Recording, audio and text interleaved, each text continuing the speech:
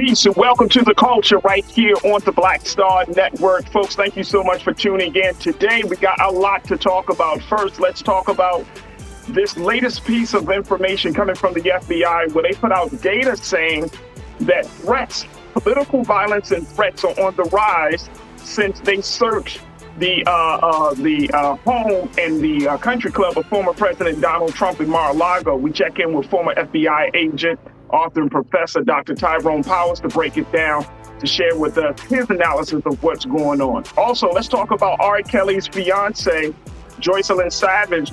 The young lady, 26-year-old, has decided to put out a memoir to talk about her experience and announce that she is now pregnant by the R&B singer. Question is, should we read what she has to say? We'll talk about that a little bit. And when words matter, folks, we're going to talk about how the state of New York is deciding to change some of the language around incarceration. My big question is, will it make a difference? I want to hear from you about that. And then later on, Deshaun Watson has apologized. Well, sort of. I'm going to share with you what the NFL quarterback has to say about all that he has done and what the NFL is expecting to hoping to see come out of this situation around him and those sexual abuse claims. So we'll have that and a whole lot more. Stay with us. It's all happening on today's edition of The Culture right here on the Black Star Network. Let's go.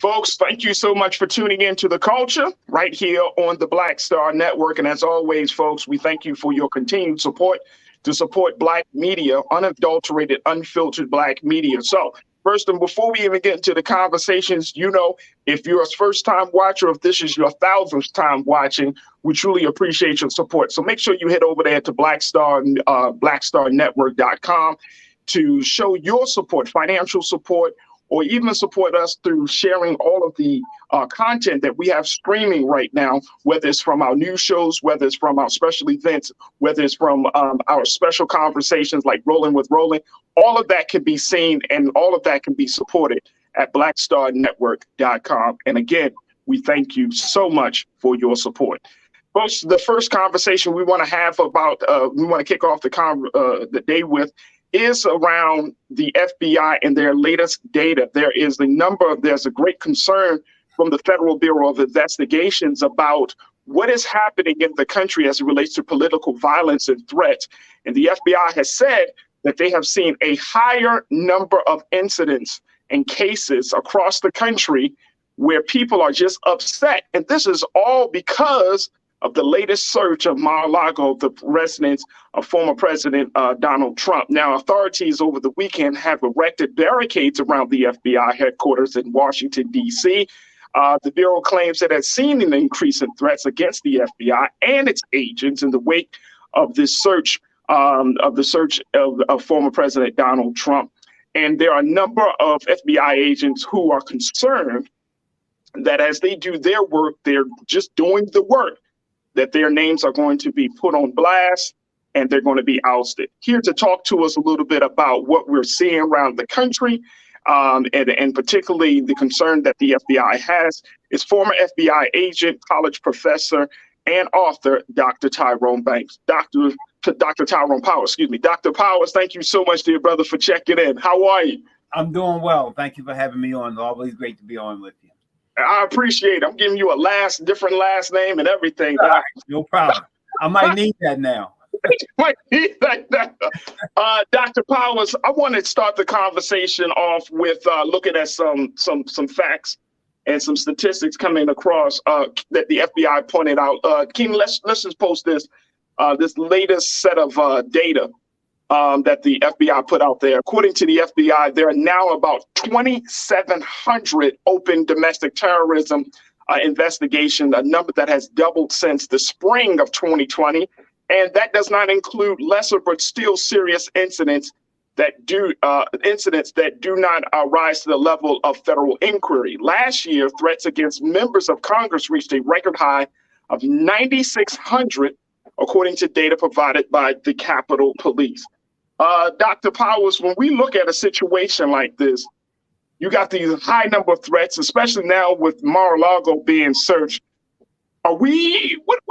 What's looking at here? Should we expect political violence? There was the situation in Ohio where a man stood in front of the FBI building. He got shot and killed. We heard about another man who ran a barricade in the Capitol. He was killed. What is going on, sir?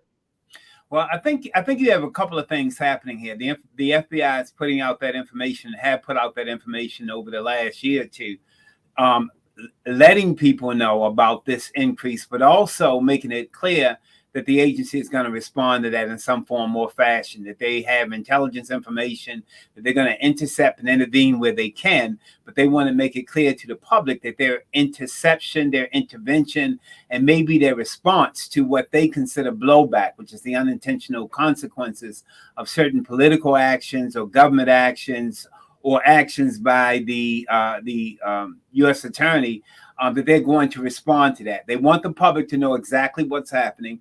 They want the public to be alert. They want the public, individuals in the public, to give them information if they have this intelligence.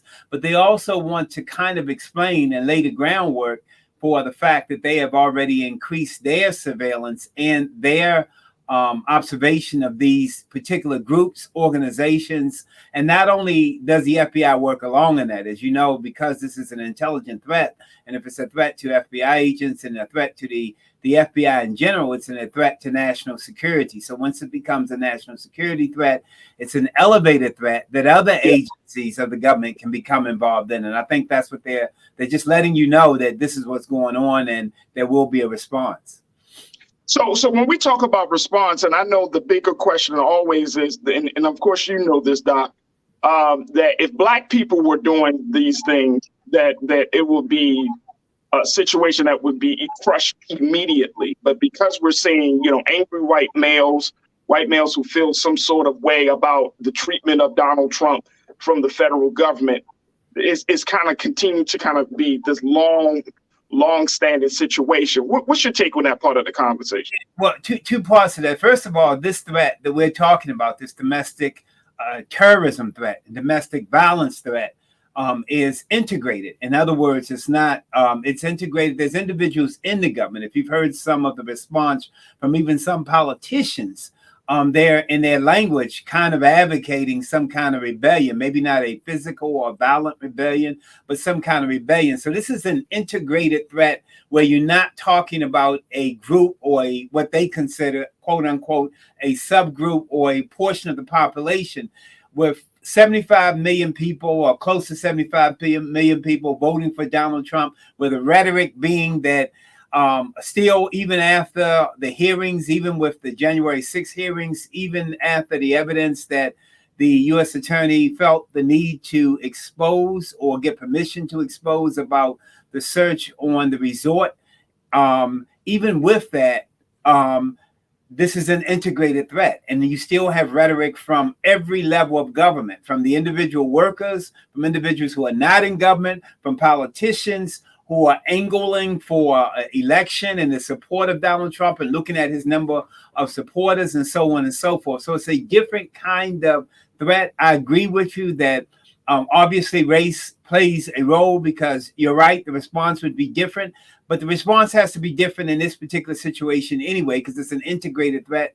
that actually has a foothold in all parts of government. Recently, over the last 2 days, you had a police officer sentenced to 87 days for his role in the January 6th insurrection. So you have police officers, the very people who in most cases, when you were dealing with Black people and COINTELPRO and all those situations, were unified in their approach to deal with the Black movement, whether it was the Civil Rights Movement or the Black Panther movement. Now you have a group that's splintered and is even attacking individuals who they believe have a different political philosophy. So it's an integrated threat, which requires an integrated or a different kind of response.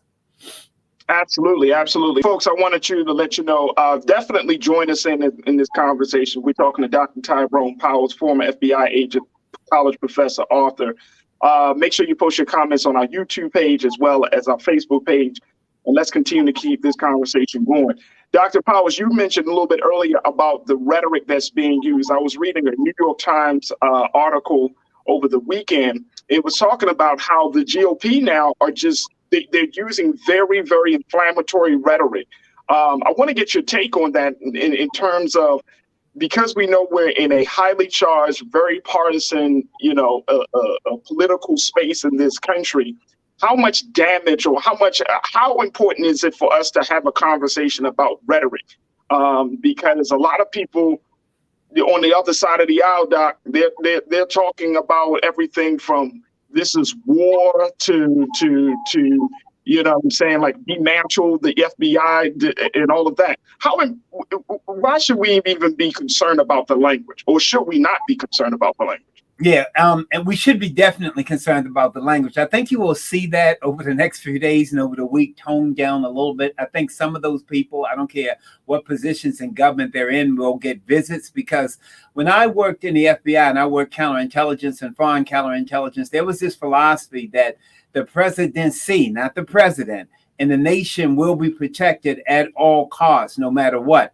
And there's a part of the government that is willing to do that. So if the rhetoric began to lead to FBI agents being attacked, if the rhetoric, and it did immediately following a search on President, former President Trump's resort, if the language and the rhetoric was up to a point where it was causing these particular attacks, those individuals, even if they're politicians, even if they're in high places and high positions, will get visits, not necessarily just from FBI agents, but from other individuals in the intelligence community. Again, remember that search that took place on the resort was a combination of information from a number of agencies. Even though the FBI carried it out, the intelligence information came from the Defense Intelligence Agency, it came from the Central Intelligence Agency, it came from a number of intelligence agencies saying to go make this move right now. We're not thinking about prosecution. You can worry about prosecution and putting the case together, but the information that may be contained in this information at Trump's location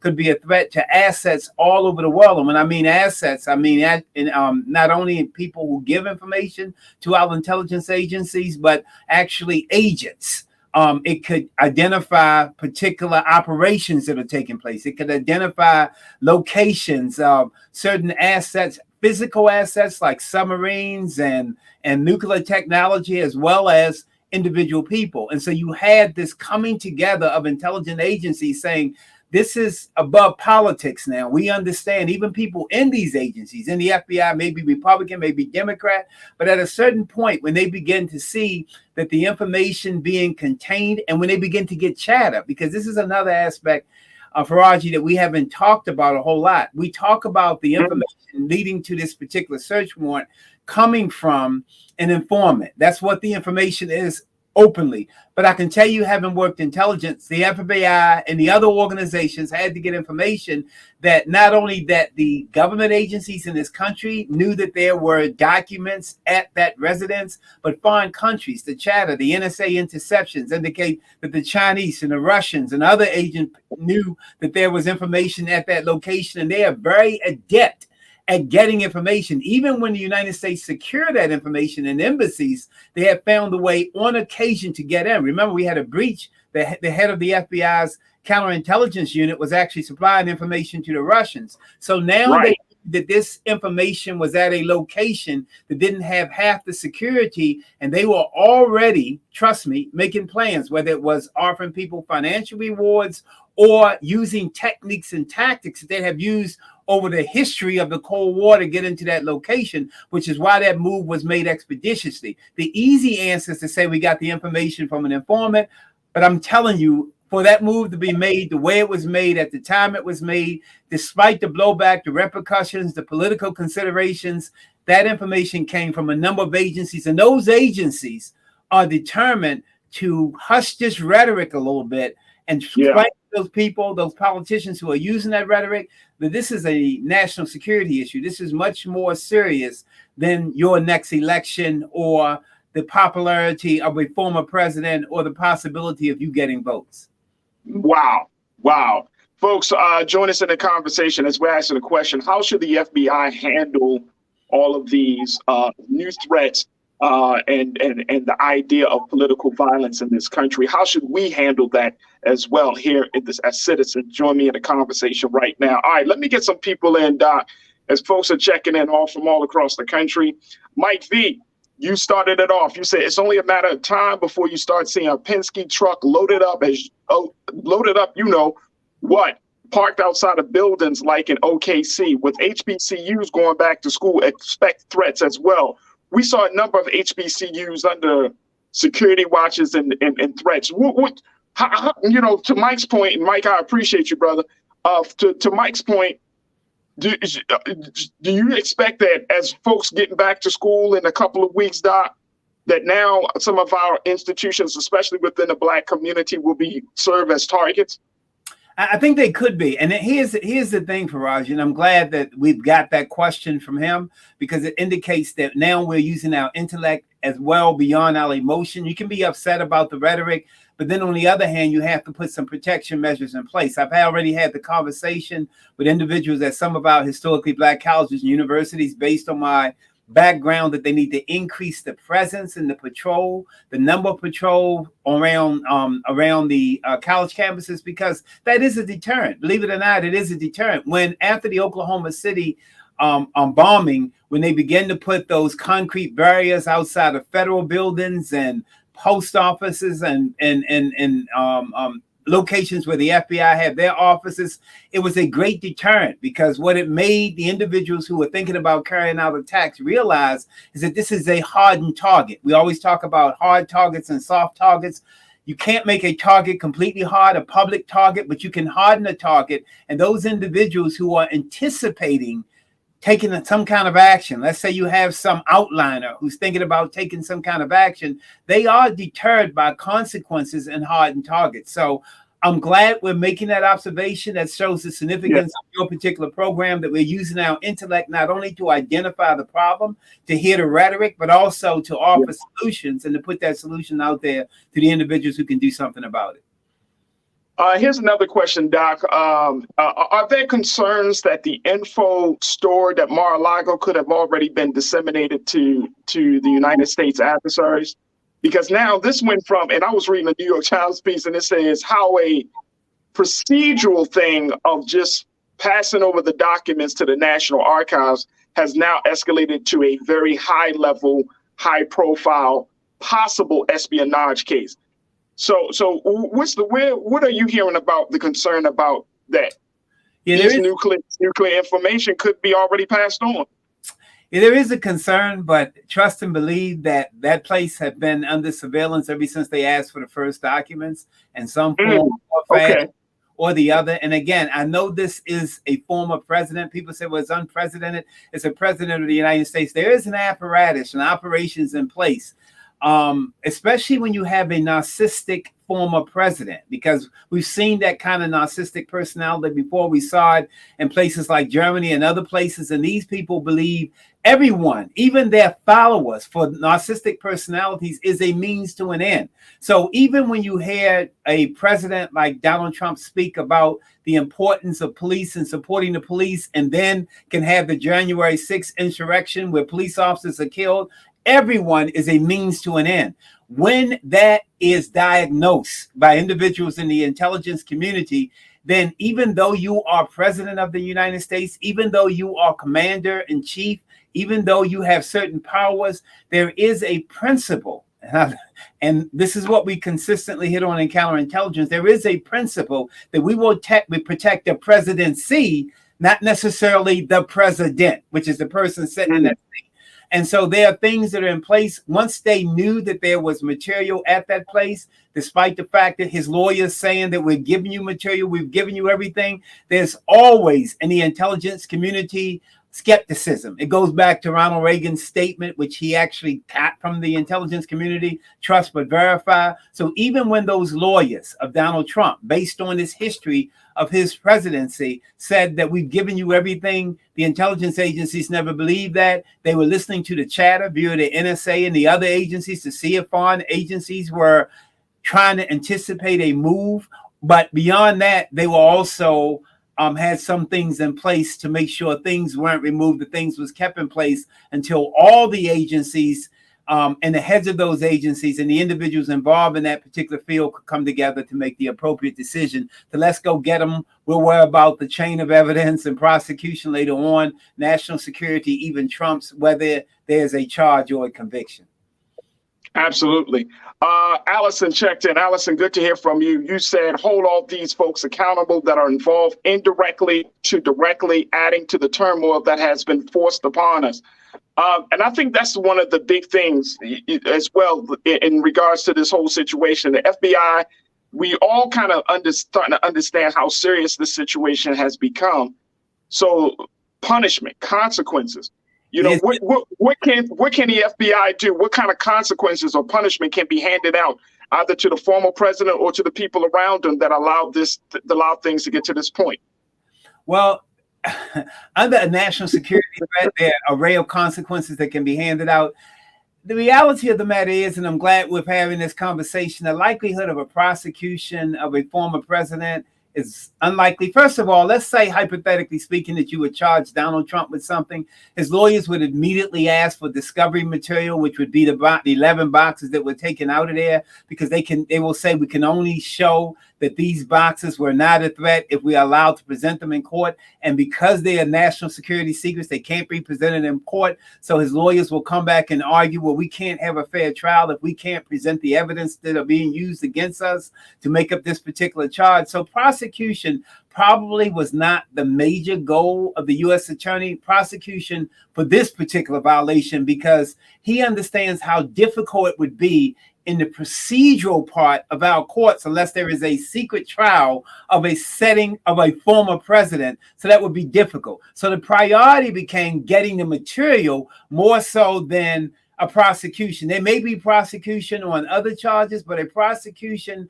under the Espionage Act would require that he be allowed to present a defense that would require him to show that what was in those 11 boxes were not a threat to national security. And even if they are a threat, he would have access to them as discovery material. As we know, during the course of a trial, you get to see the information or the material that they're going to use against you. And the only time that doesn't happen is when we are allowed to have national security or secret trials like they had at Guantanamo Bay. And that would be a very difficult ask for a former president of the United States, to have a secret trial that would ask for an exception to the Sixth Amendment, which requires a public trial.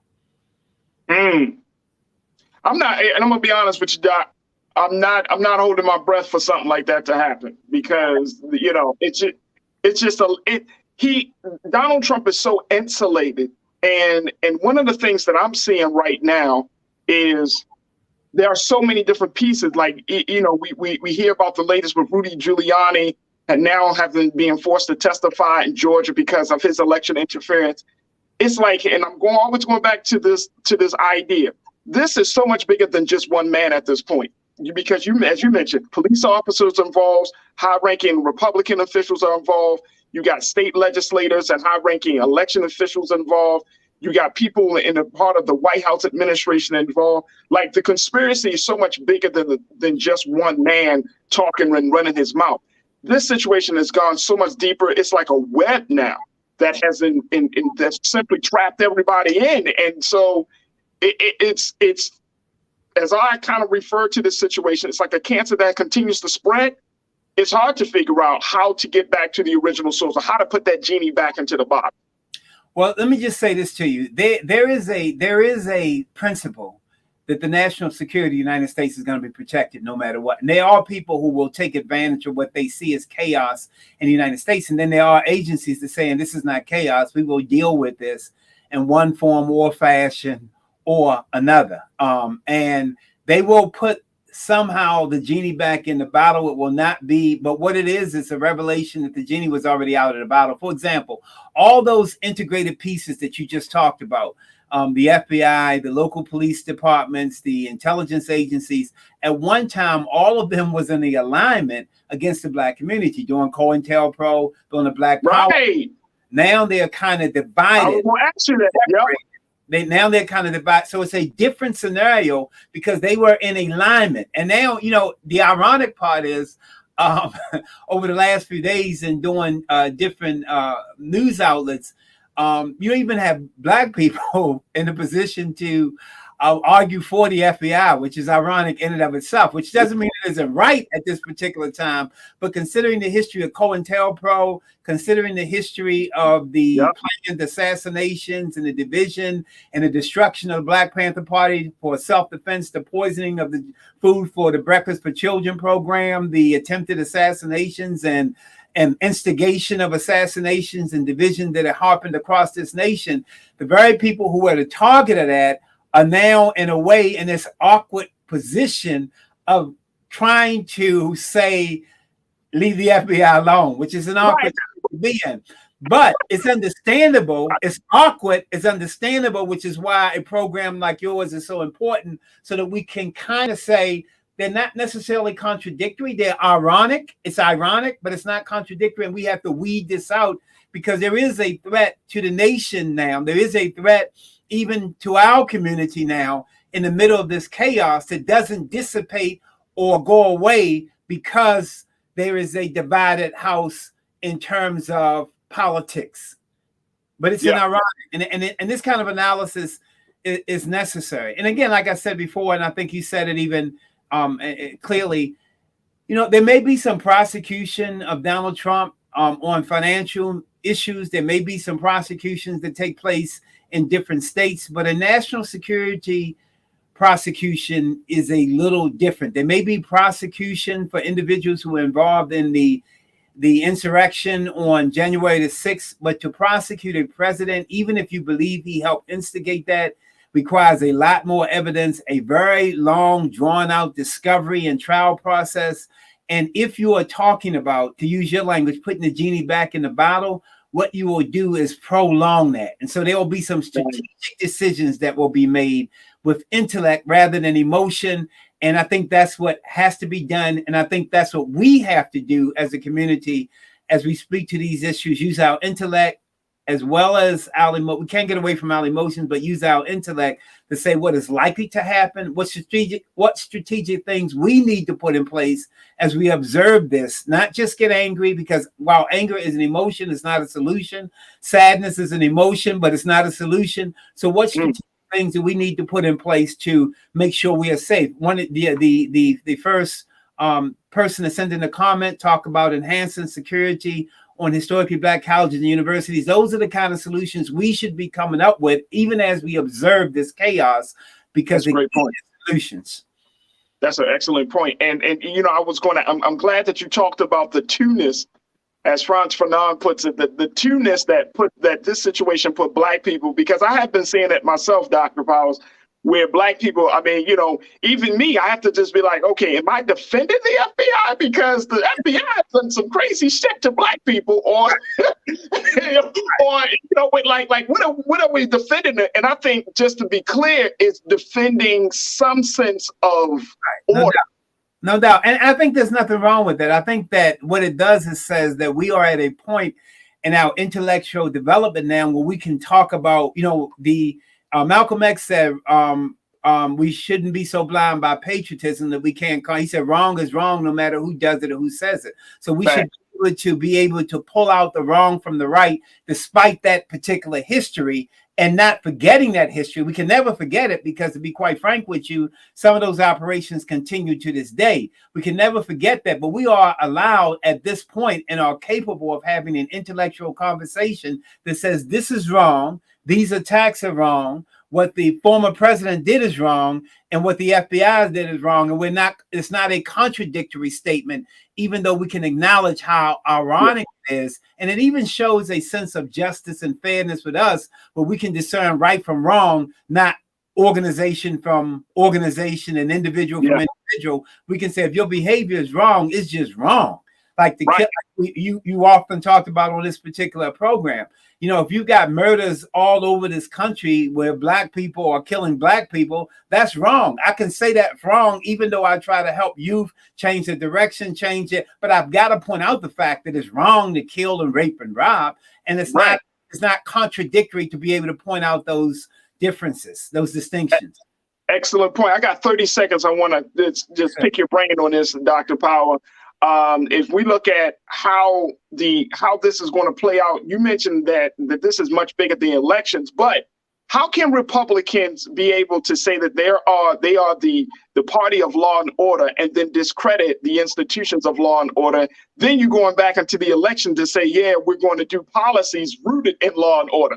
How does that play out on in the political space as we look at this year's elections and then going into 24? How are they going to get out of that hole that they're digging themselves in?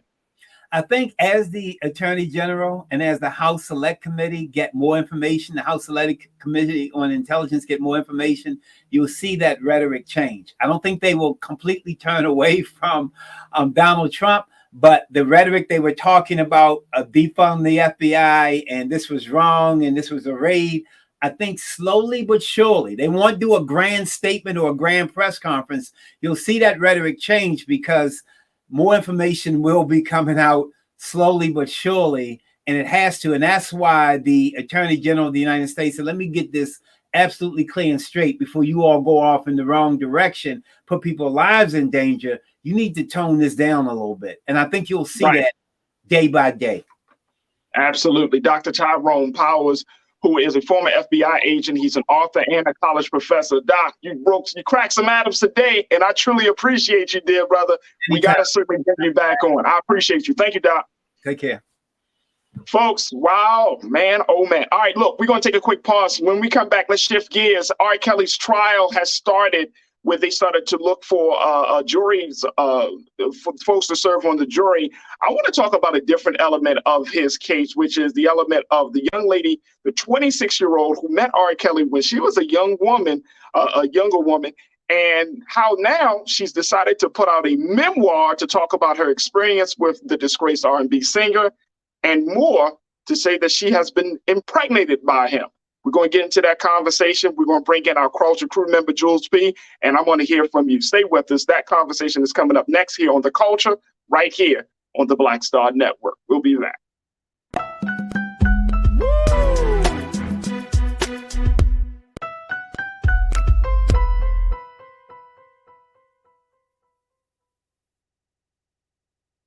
I'm Deborah Owens, America's Wealth Coach, and my new show, Get Wealthy, focuses on the things that your financial advisor and bank isn't telling you, but you absolutely need to know.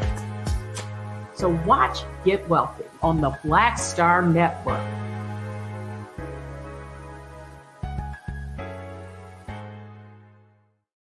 When we invest in ourselves, we all shine. Together, we are Black beyond measure. Hi, I'm Dr. Jackie Hood Martin, and I have a question for you. Ever feel as if your life is teetering and the weight and pressure of the world is consistently on your shoulders? Well, let me tell you, living a balanced life isn't easy. Join me each Tuesday on Black Star Network for A Balanced Life with Dr. Jackie. We'll laugh together, cry together, pull ourselves together, and cheer each other on. So join me for new shows each Tuesday on Black Star Network, A Balanced Life with Dr. Jackie.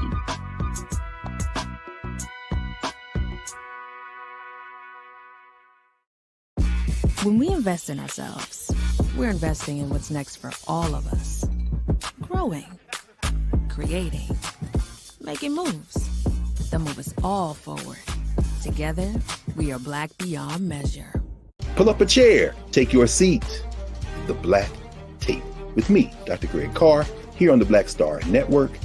Every week, we'll take a deeper dive into the world we're living in. Join the conversation only on the Black Star Network.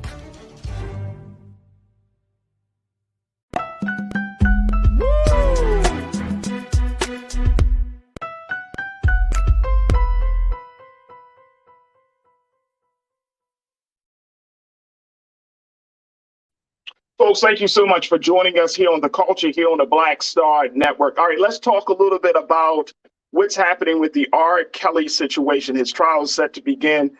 There has been jury selection that we've been in the process of. And actually, if you go to blackstarnetwork.com, you can see some of the what that jury selection looks like, as the disgraced R&B singer is on trial again, looking at a number of years for his involvement for sexual abuse of young girls and pedophilia. And this is happening in the Chicago area. And so now it's bringing his story back to the forefront. But today I wanted to talk about something, the other person that we often don't talk about, which is his fiance, quote unquote, Joycelyn Savage. This is the 26-year-old young woman who has been with R. Kelly for a number of years. She met R. Kelly after a show when she was just about 19 years old. And she has been the target of so much scrutiny, especially with that documentary, Surviving R. Kelly. She's one of the few young ladies who actually has decided to stay with the R&B singer in spite of all of that has happened over the years. And now she has made an announcement, folks, that she is pregnant. I am not making this up. Look at that. Joycelyn Savage claims she's pregnant by the singer in a jaw-dropping tell-all book. Check this out. Now, she's 26 years old. She's deciding to drop this memoir about her experience and how her experience being with R. Kelly, and more importantly, the experience of becoming a new mother. The thing is, her memoir is 11 pages, folks. 11 pages. Let me just share with you just a little bit of what she had to say. Keenan, let's post this on the screen, brother. Check this out. She said in her book, months later, I began expecting severe morning sickness and was unsure what was wrong with my body. I thought I had contracted COVID-19, but the most amazing news of all was that I was expecting. She said that she was extremely excited about the news that she was having a baby and feels sad that Robert will not be able to be here with us. She said she told the New York Post a photograph of the ultrasound was the only image that R. Kelly would clear for publication in the new expose.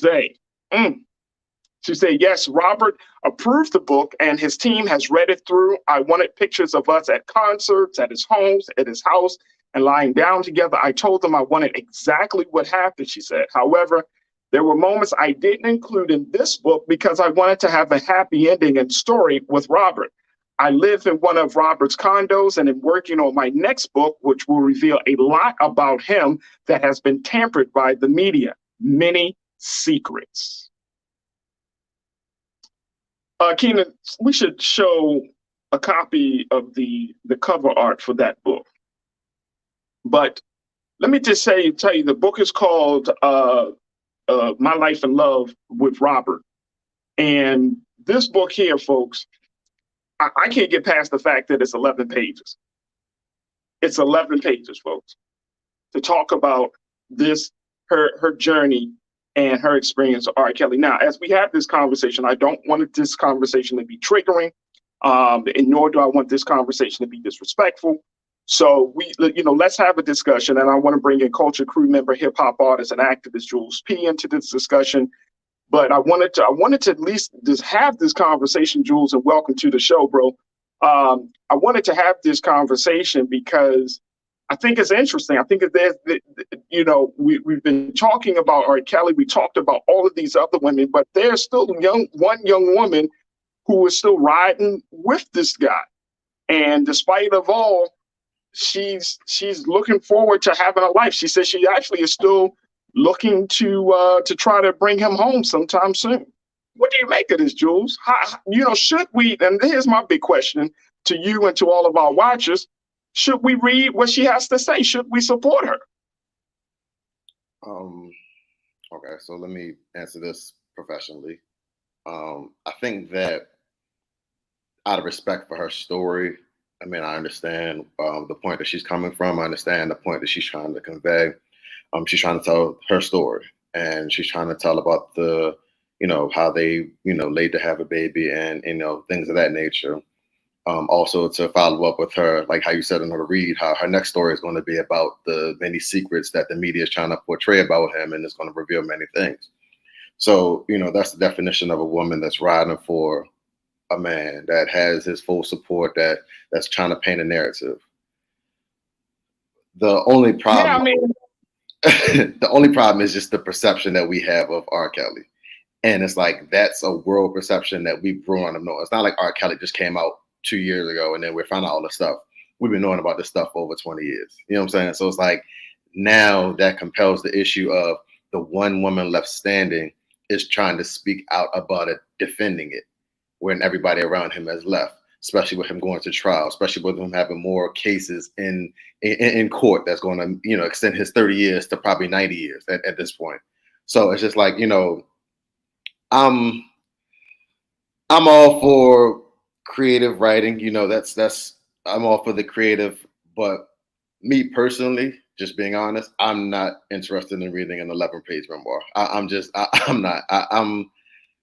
Dude had his time, let him go through this process he's going through for the decisions he's made and let him deal with it. But I don't need to know his actual insides, intricate details. Like, that's some stuff I guess I'm just like, I don't really care about celebrities and stuff like that. I don't want to know their personal nothing. I don't want to know any secrets being revealed or why they're portrayed the way they're portrayed. I don't really care. I'm being 100% honest. I just cannot. I can't do it. I mean, look. Of course, folks, I got strong feelings about R. Kelly. So, it is, and I know some folks like, hey, man, he's still a genius. I think, and this is why I say that we need to have this conversation with the most extreme respect, because this is not normal, folks. Right. This is not normal behavior.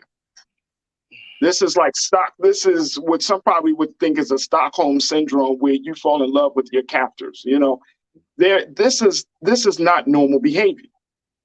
So I think that we need to look at what's really going on as this young lady is still working to try to find her sense of self, her sense of identity. You know what I mean? This is not normal. This is not a natural situation. This was a man who we know, without shadow of doubt, who has an issue, a real problem, an internal problem of coercing, abusing, misusing, some points of brainwashing young girls to be with him. One of the things that Joycelyn really, and this is something that she kind of put out in this New York Times post, New York Times interview, was when she talked about the fact that when she first met R. Kelly, and I think she was like 18 or 19 years old, she made the point that people in R. Kelly's camp saw her because she really was attracted to the fact that she wanted to build with him, connect with him on her music. She wanted to be a singer. And people around R. Kelly had likened her to Aaliyah. And they told R. Kelly, said, bro, Robert, she's like, you're next to Leah. And he got so enthralled with that idea that he literally, she said this, that he literally started calling her Little Aaliyah.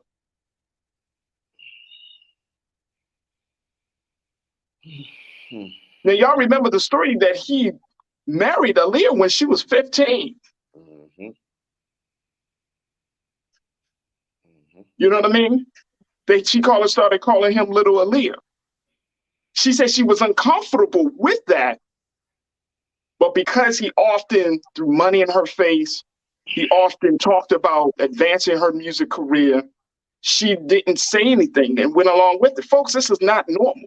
This is not healthy. This is not healthy behavior. When he took her away from her home, she was going to school. He said, "You don't need school. I'm going to grant you a music career like you never had." He made these promises to her. She was already enrolled in classes.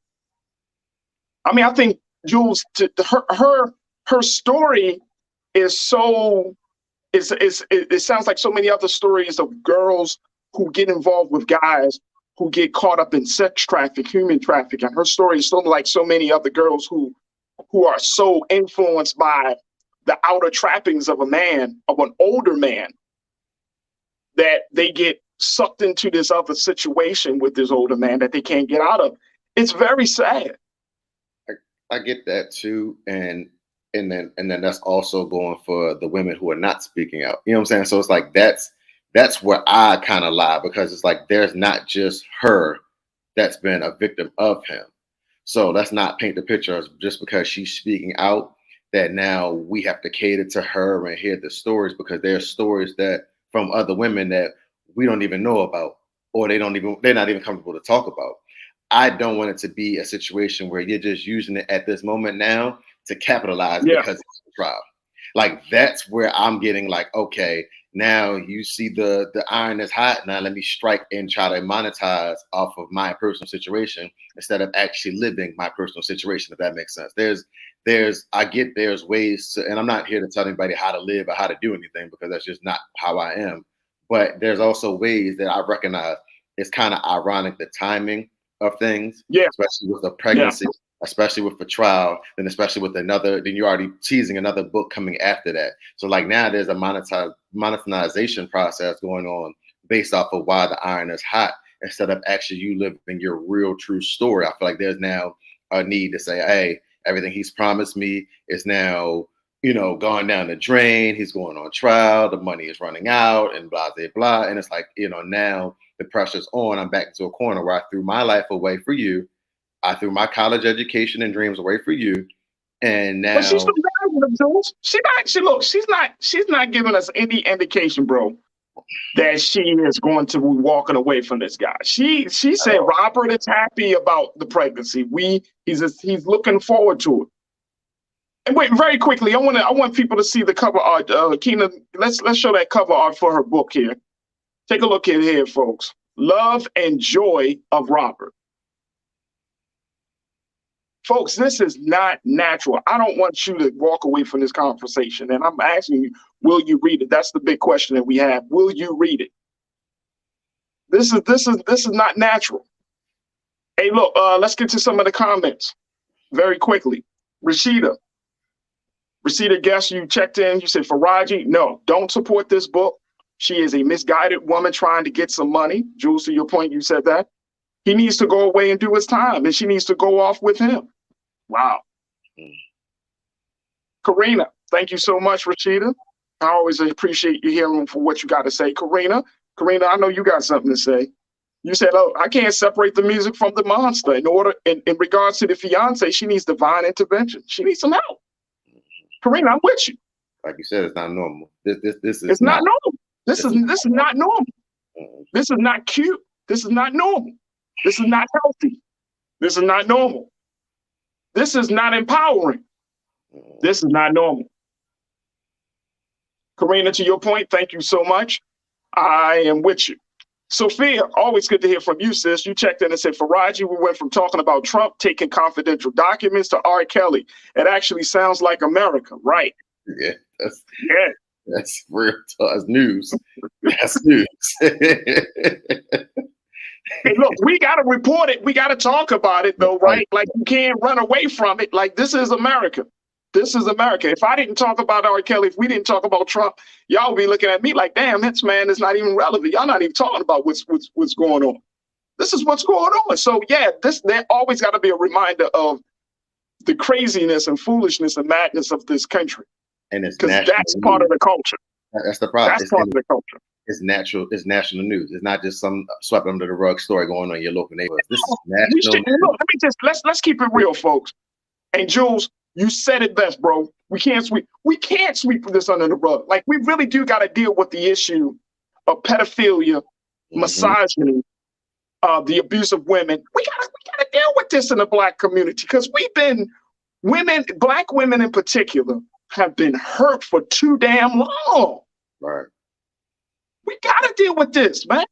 Like, especially if I got a daughter, if y'all got daughters, nieces, granddaughters.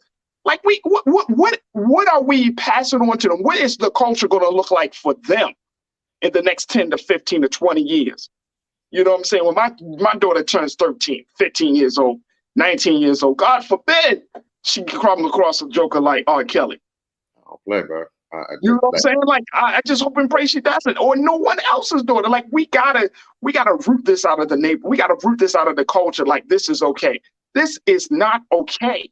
Bro, I'm sending mine to college in a week. Actually, in a week, next week, I'm sending mine to college. My girl daughter's going to college. I don't play. I don't like. Bro, nah.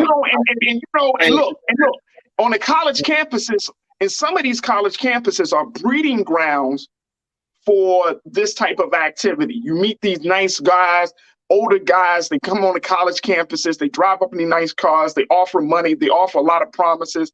And here's the thing, folks, if your daughter, niece, granddaughter isn't strong in her head, right in her spirit, then she might be influenced by it. If she don't know the game, and I'm sure you talk to your girlfriend's daughter, just like, hey, here's the game about these dudes. Here's what you need to work for. You know what I'm saying? I'm going to have that conversation. If we don't empower young girls, then they're going to make poor decisions when they become women. And you also, like, the thing I try to put into the mindset too is also, you can't prevent like certain things from happening. There's like life happens. I'm not talking about like just in particular situations. Life happens. But you always understand this, that 911 line, Jules, is always open.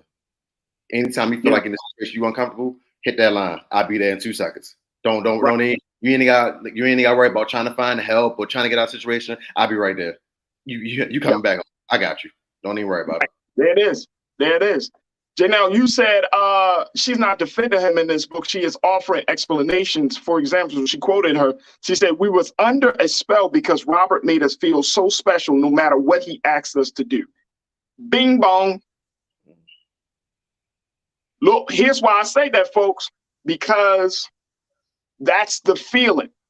Because Joycelyn said in this New York Times post, in an interview, she said that she was violated by her own family, which opens the door.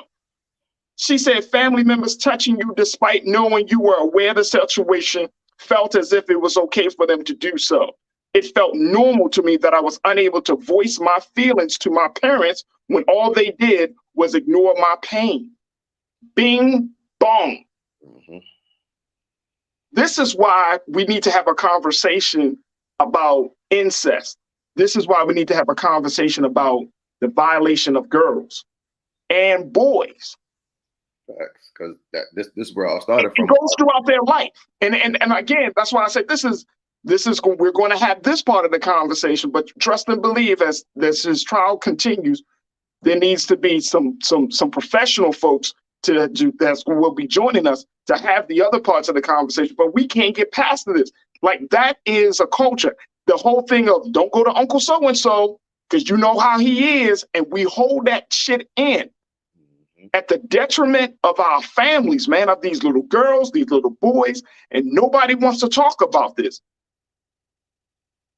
That's not good. That is doing the very thing that we say that we're against, which is holding secrets and destroying the very foundation of trust and love in the family, especially with our children. I'm putting them up on blast, Jules. I'm telling you, we putting his ass on blast. This shouldn't be like, well, just so. This is 2022. Put him up on blast. Mm-hmm. And I don't care if he's the rich uncle, the rich cousin, niece, nephew, you know what I'm saying? Grandfather, I don't care. These violations got to stop. So I understand it. That's why I said too, Jules, that to a point, like, you can't make fun of somebody who's already been violated. Mm-hmm. What's your take, bro? Real quick. Well, I was literally about to say that's the gist of R. Kelly, because he was violated at a young age, and that violation turned into hunger to prey on others.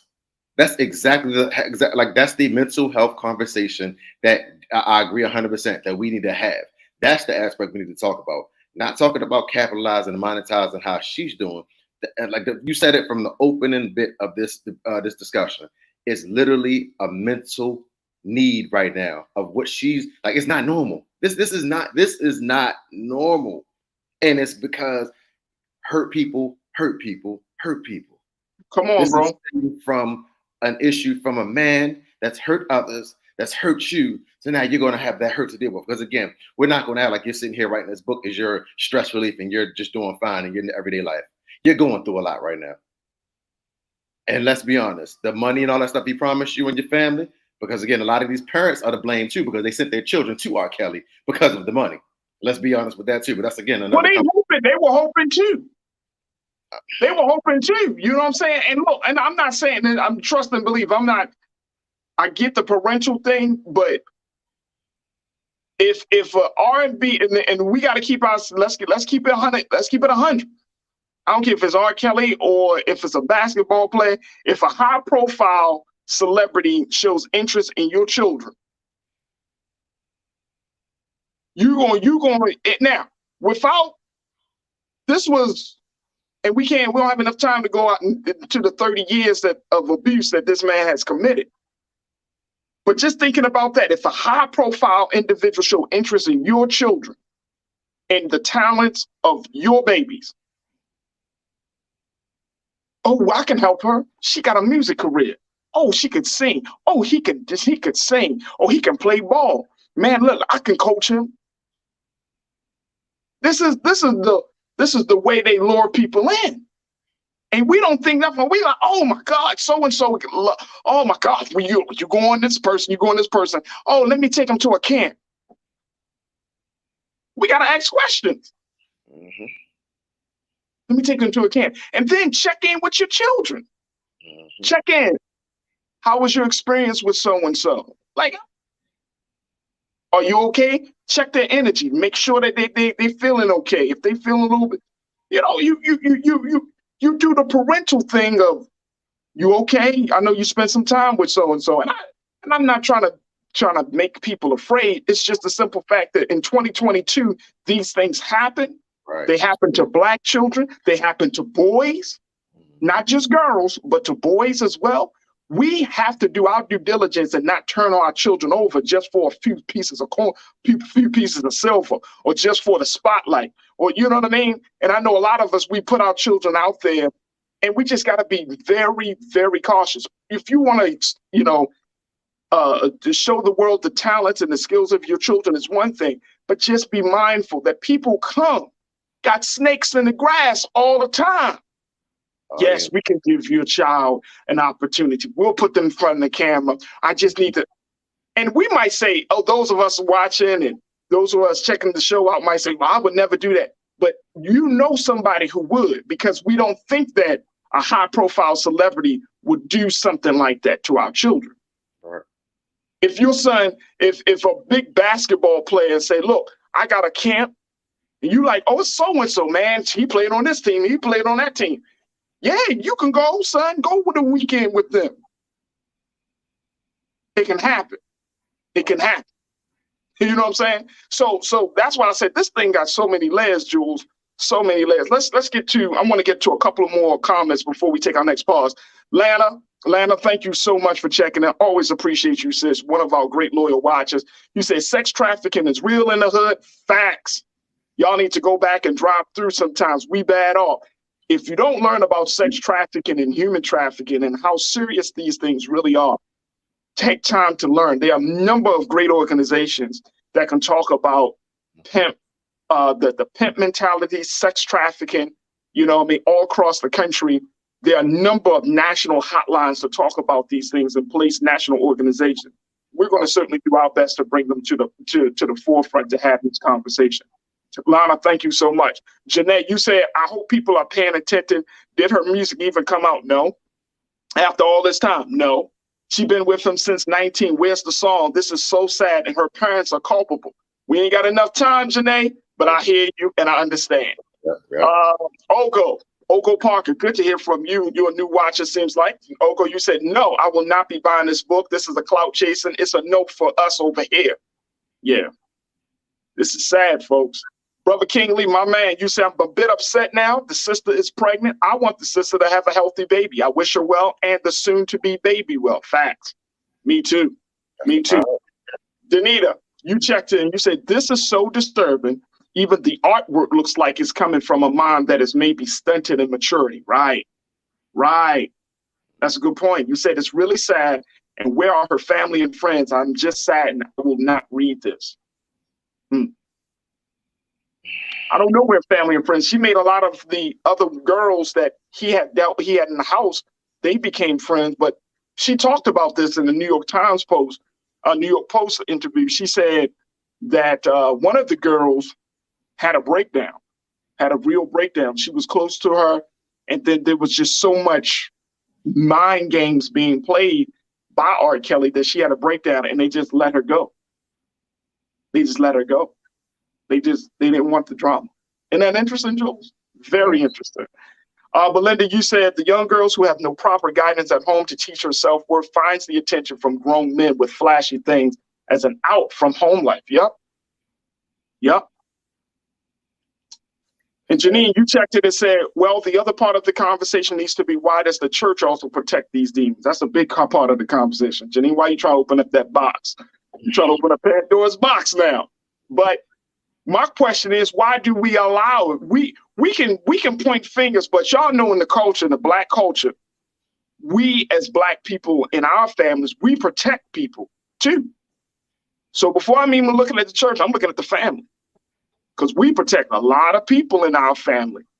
We don't talk about this stuff. But great point, Janine.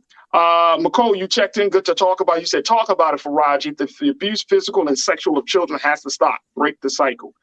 A lot of us have been in those spaces or had that experience. And guess what, folks? We don't want to deal with it.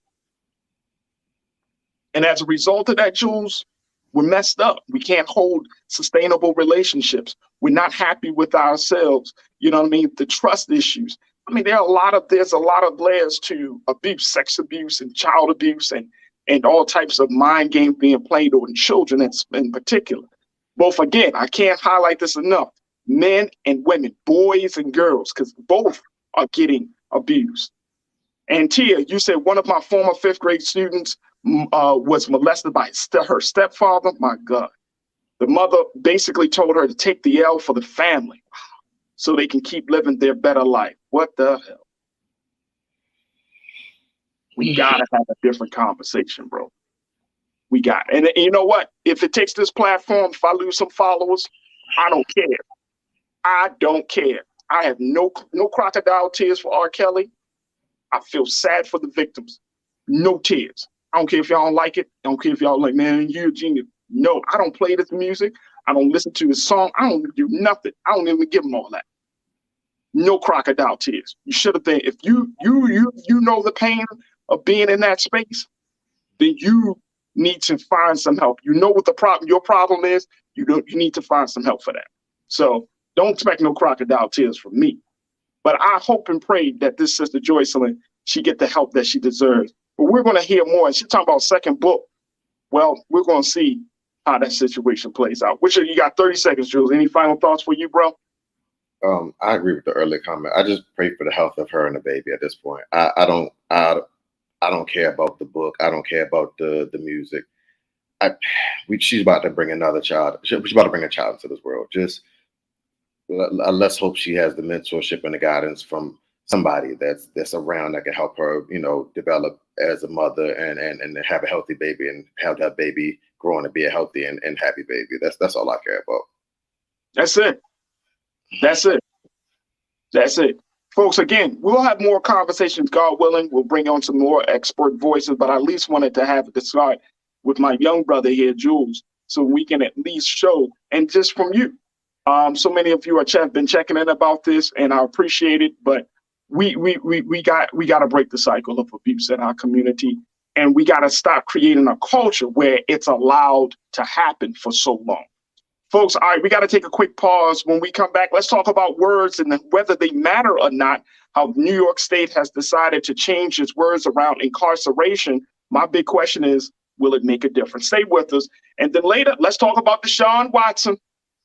Deshaun Watson and the latest developments with his case. Stay with us. It's all coming up on the next hour of The Culture right here on the Black Star Network.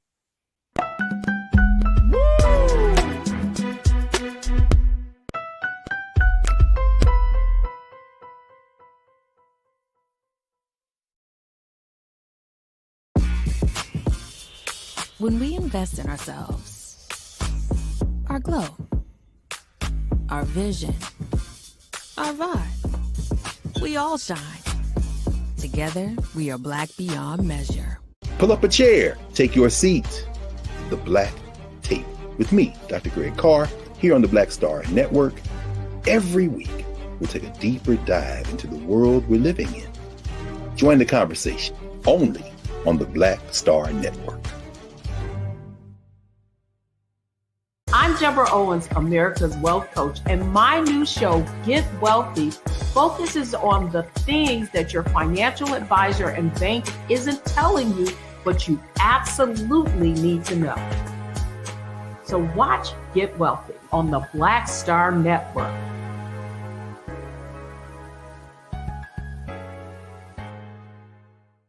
Hi, I'm Dr. Jackie Hood Martin, and I have a question for you. Ever feel as if your life is teetering and the weight and pressure of the world is consistently on your shoulders? Well, let me tell you, living a balanced life isn't easy. Join me each Tuesday on Black Star Network for A Balanced Life with Dr. Jackie.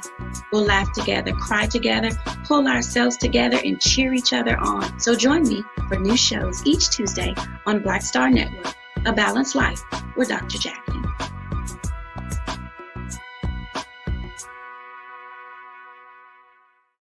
When we invest in ourselves, we all shine. Together, we are black beyond measure.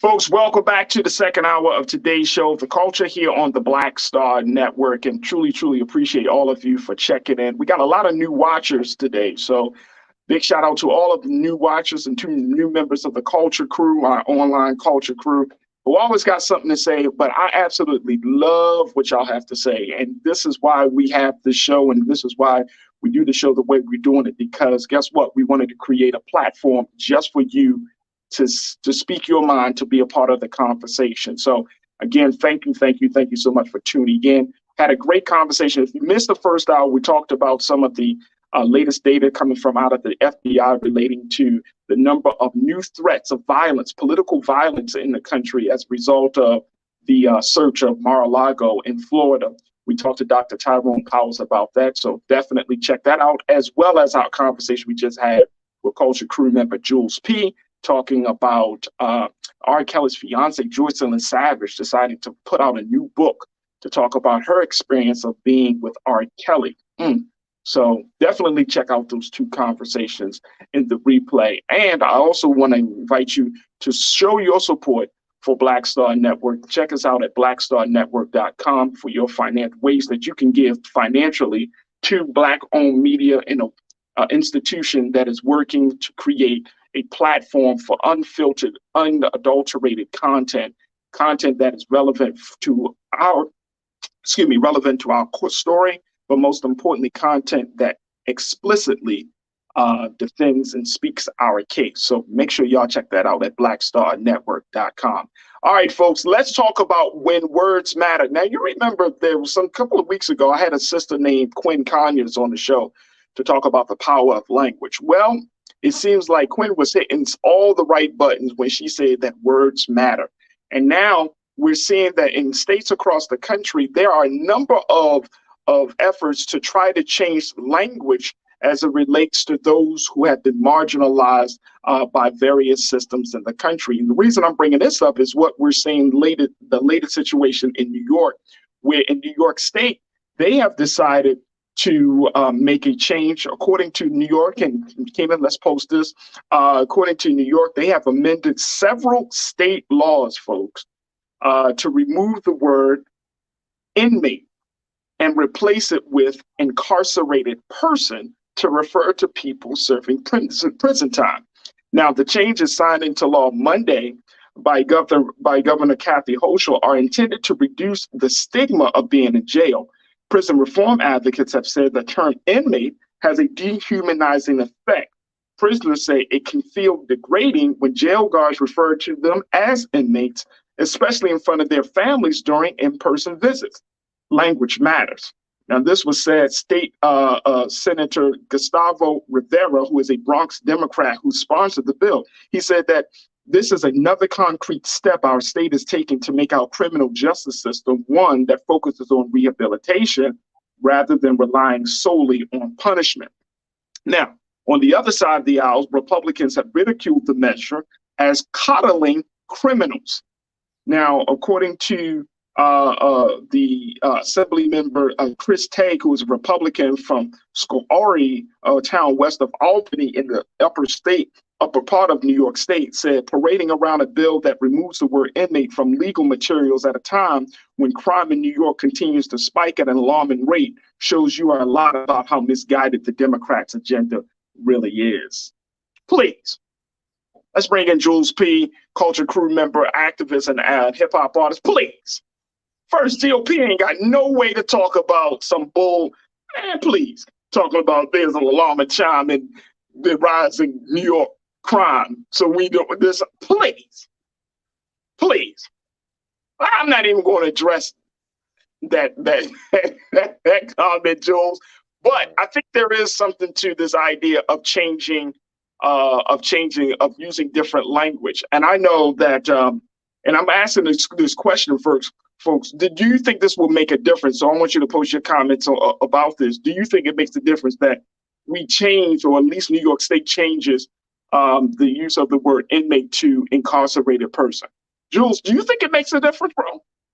So as you were reading it, I actually had like 4 different thoughts go to my head. And so okay, like, hey, let's break this down to one thought. So the one thought I'm gonna focus on is we're not going to discuss the prisoners who actually, out here committing real crimes and doing the crime. So let's take them out of it, because I don't want it to be like a generalized thing where I'm saying, oh, I'm just taking up for everybody.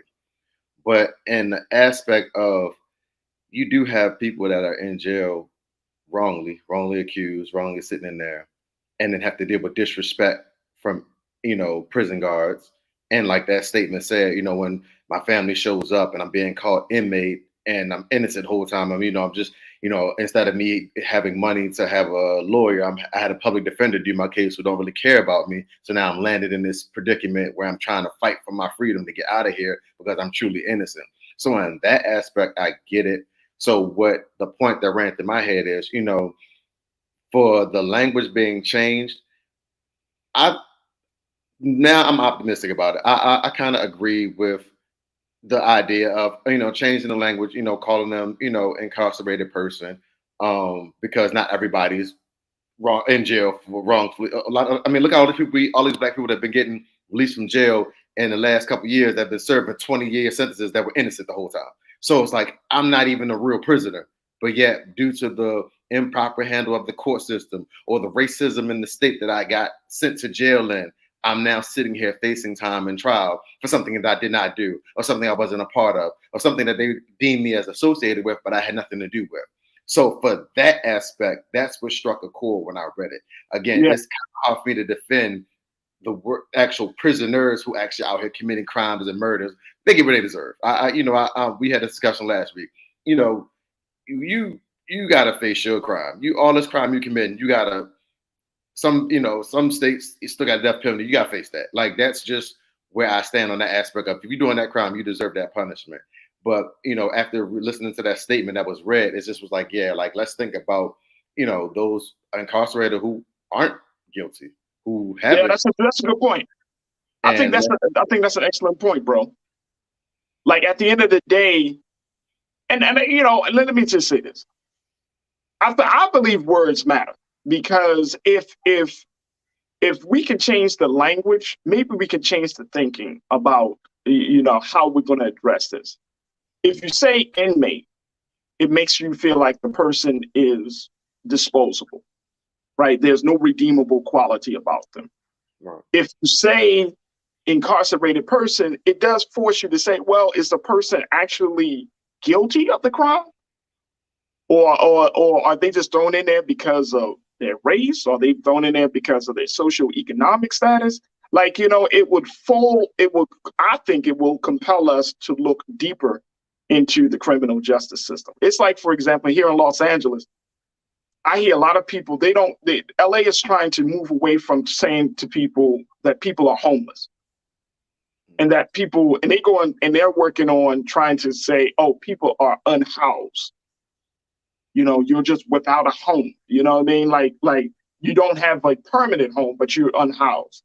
Right. And that it does make a difference. And I know some people, I've seen some of y'all on the comments are like, does it really, you know, this is a low hanging fruit. But sometimes in a big crisis, or when you have big, like, you know, issues on the table, sometimes the low hanging fruit gives you enough momentum that you can at least have, okay, let's have a cultural conversation, because you got to shift people's thinking around these issues of incarceration, homelessness, and other things, right?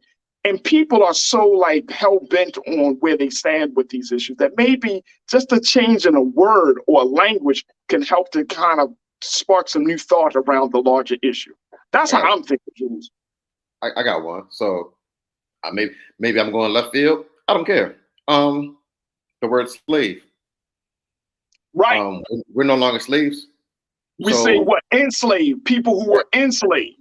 Yeah. So it's like, you know, that was a word that had to change, because once Black people were quote unquote freed, I can't still be identified as a slave if I'm free. So your wording had to change how you address me.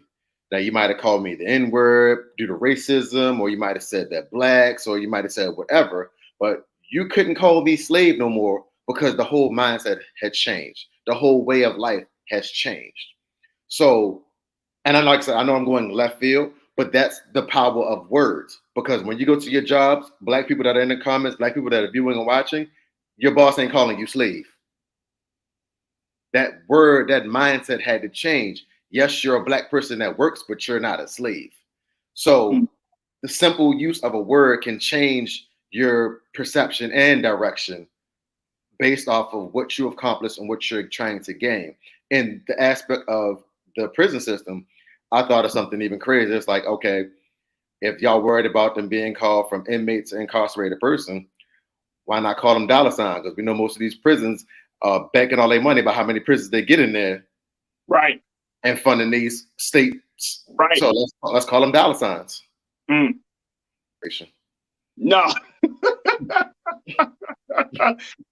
No, we need that part of the conversation. All right, let's go to some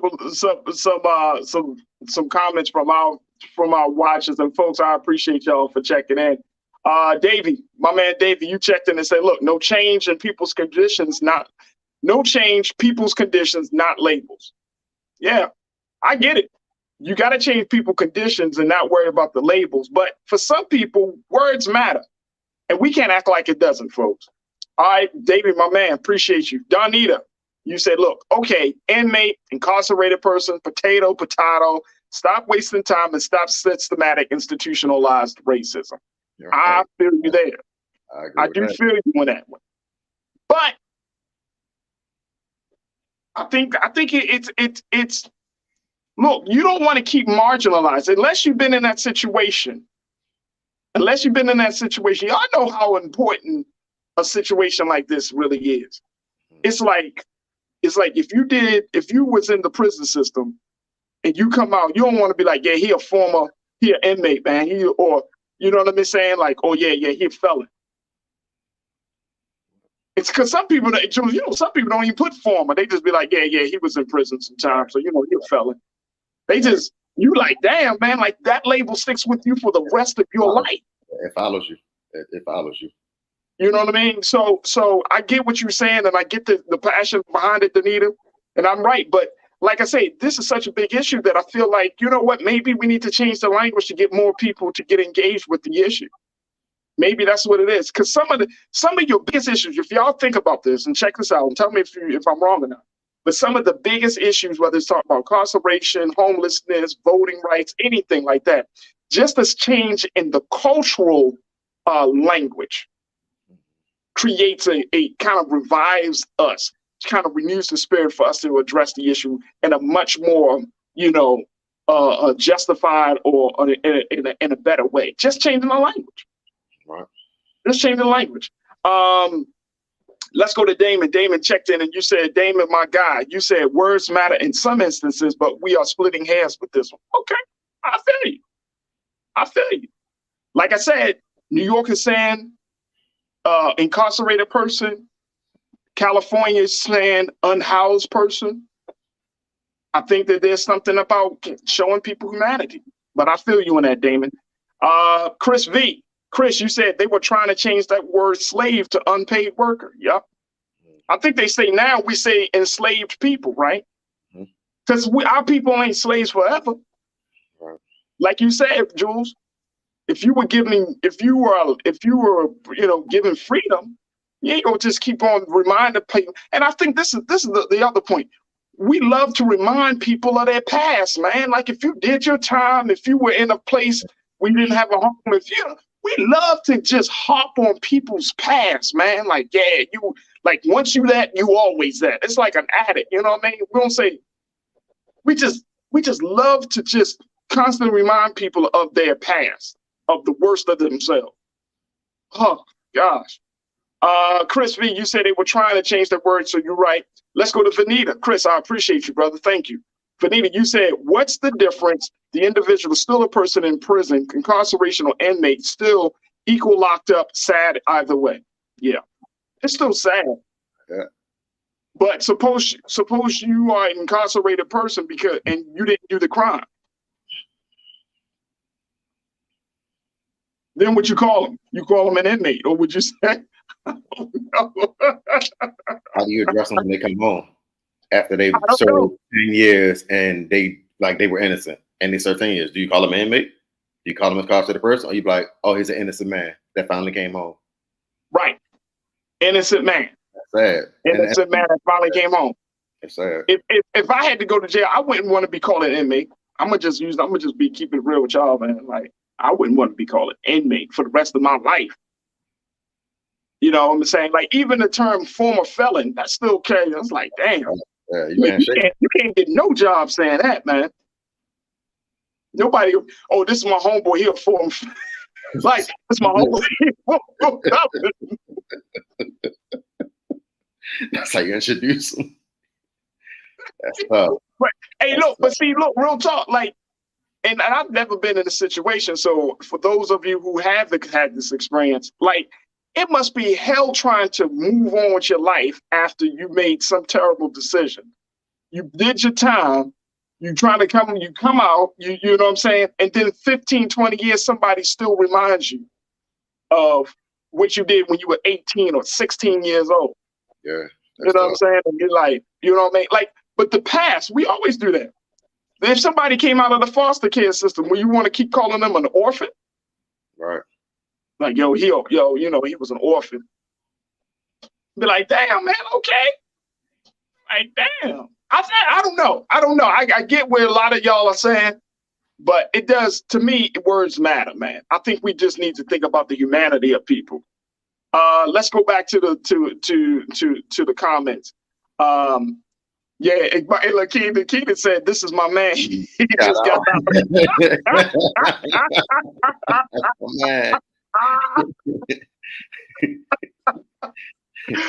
In the hood, that's how we go. We just be like, yo, he just came home, son. Like, it's a beautiful thing. He just came home. Danita, you said, I definitely see your points. Words do matter, but those two words are too similar to make a difference. Okay. Now, that I can agree with. I can agree with that. Okay. It's too similar. I got you, sis. I got you. It's very simple. Chris B, you checked in and you said people should think more about wanting the people currently incarcerated to get rehabilitated back into society for those that are innocent and those that deserve another chance. Yeah, that's facts. That's facts. But look. A lot of times, and here's the thing. we know that prison, quote unquote, is supposed to be for rehabilitation. But how many of us actually believe that? Well, culturally, do we see prisons as being a rehabilitative institution? Or do we see it as being a confining institution? We don't speak of prison as being rehabilitation. We don't say rehab when you're talking about going to prison. Prison has always been associated culturally as the penalty, the consequence. We don't see it as rehab. Nobody says I'm going to prison to be rehabilitated. Right. They say I'm going to prison because I violated. I didn't follow the law. You know what I'm saying? Right. So I don't, even the institution itself has to, and I'm not saying that we just throw a new name on it. That you go to prison, that's a consequence. But the whole purpose of prison, quote unquote, was supposed to rehabilitate the individual instead of just locking them up and constantly punishing the individual. Jules, what's your take, bro? I mean, that part, like, I agree. And it's like, so if we were to change the name from prison to rehabilitation center, so say I'm going from, I committed a crime and I'm going to a rehabilitation center, it for society purposes, it sounds correct. But like you said, in actuality, we know that's not what's going on. I mean, it's literally like, and part of it's true because the prisons are so overcrowded. It's like, for those who were actually going for rehabilitation back in those days, and you were actually getting educations, you were actually having jobs, you were actually doing work, prison release programs and getting, community work done. That's what was going on back then. But it's like now they're so overcrowded and populated. It's just like, we're just housing prisoners. We got guards, y'all come out to eat, y'all come out to the yard, and then y'all go back to yourselves. Like that's literally all it is. But I mean, like I said, the words matter. The words absolutely matter. Black Thought checked in.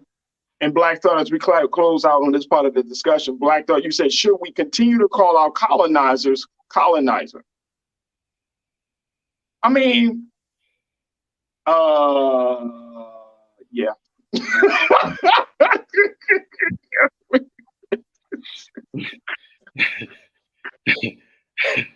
Hey, man. Hey, there are a lot of other words you could use. I must say, you're being nice, Black Thought. Yes. There's a lot more you can go with, but you can say slave masters' children. Mm. Being a part of the nation, that has often been the language. People, man, y'all say the white man is the devil, blah, blah, blah. Y'all go hard on the white man. And guess what? Even though we went hard in the language, some people ran from that. Black folks ran from that. They were like, boy, that's too fiery for me, son. Too fiery for me. And we were saying that in the 30s, 40s, and 50s. And, oh, no, boy, y'all crazy. Y'all gonna get yourselves killed. Oh, no, don't say that. Don't say that. Now, we want a softer language. Why? So y'all can agree with me. It don't take away the fact of what they did. They colonized. When we say devil, we mean in like the thinking behind the actions. The thinking is devilish. It's against God. It's a transgression of what is natural. That's what we're talking about, devil. We're talking about someone that encourages you to be the worst part of yours, that encourages you to exemplify the worst part of yourself. That's what we mean. Y'all think it's just, oh man, just white and black. No, it's about the mentality, the thinking. So sure, if you want to use colonizer, because that's what they did, they could colonize so many people, So again, it's here's my take on this as we close out, Jules. At least we having a conversation to be intentional about our language. That's the point I think that needs to be made, right? Like we have to be intentional about the language. Because once we are intentional about the language, once we start to really say to ourselves, like, yo, let me think about this, then we get into another school of thought. We're raising our consciousness. Right. So the intentionality is everything for me. Let's just not say things just because, but let's be intentional to describe things for actually what it is. Let's see reality for what it is. And so that's the important part for me. What's important to you, bro? As I sit back, I think that the words matter. And here's what I was gonna say. Like it's basically what grinds my gears. And what grinds my gears the most, and I'm not gonna go into a deep tangent because I know we're trying to get out the segment, but it's like the changes that we're focusing on aren't really necessary based off the treatment of the actual people. So the words, yes, I do agree words matter, because we shouldn't keep the same words we've been using for the past 40, 50, 60 years, back from the 1900s to the 1920s to the 1940s. We still shouldn't be using those same words because times have changed. There's been more acceptance of more different culture, race, gender, sexuality, all that. So stuff has changed. We have to update our times. We have to update our language. I feel like it shouldn't have to be a law for it. It just should be an update, just because you can't update. There's no law for every single thing that has to be updated and changed and reconciled. It's too much. But for the sake of the actual conditions of our people, whether it's Black people, whether it's Americans, whether it's any culture, the conditions and how we treat people has to change first. So we don't even get into these aspects of why words have to change to begin with. But again, that's a whole nother conversation for a whole nother day. That's absolutely right. Absolutely right. All right, folks, we're going to leave that right there. We got to take a quick pause. When we come forward, let's talk about Deshaun Watson, the latest development in his case. I'm so excited to have my man Jules on the show to talk about his apology, well, sort of apology, and how he thinks that he wants to move forward looking as the NFL season is starting very, very soon. So we'll have that conversation. Plus, I got for you some trends posted during the most. So stay with us. Whole lot coming at you for the final few minutes of the culture right here on the Black Star Network.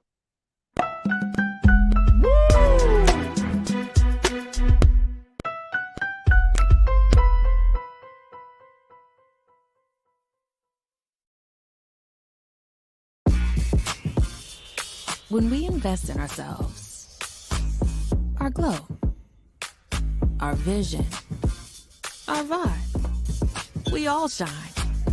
Together, we are Black beyond measure. Pull up a chair, take your seat. The Black Tape with me, Dr. Greg Carr, here on the Black Star Network. Every week, we'll take a deeper dive into the world we're living in. Join the conversation only on the Black Star Network. I'm Deborah Owens, America's Wealth Coach, and my new show, Get Wealthy, focuses on the things that your financial advisor and bank isn't telling you, but you absolutely need to know. So watch Get Wealthy on the Black Star Network.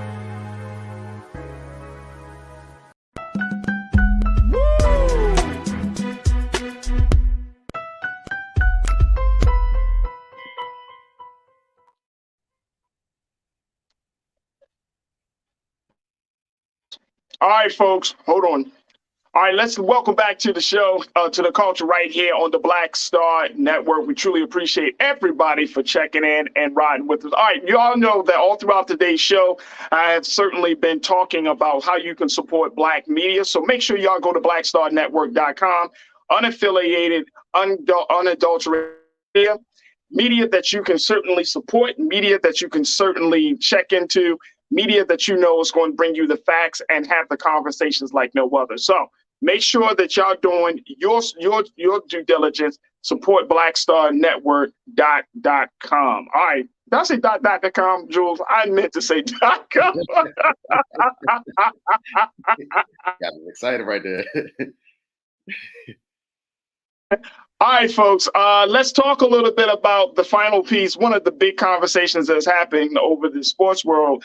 Deshaun Watson has decided to say something, well, sort of. He's decided to say something around the situation of the large conversation about sexual abuse and all that he has been involved in, the great controversy. And so I wanted to have a conversation about this, Jules, because he came out and apologized sort of kind of in a way that I thought was pretty interesting. Look, I'm going to take a quick pause. When we come back, we'll have this conversation. Stay with us. It's the culture right here on the Black Star Network. We'll be right back.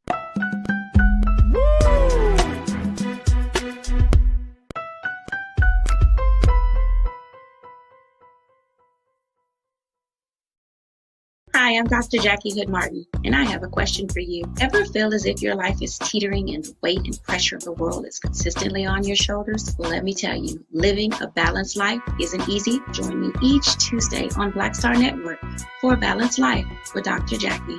We'll laugh together, cry together, pull ourselves together, and cheer each other on. So join me for new shows each Tuesday on Black Star Network, A Balanced Life with Dr. Jackie.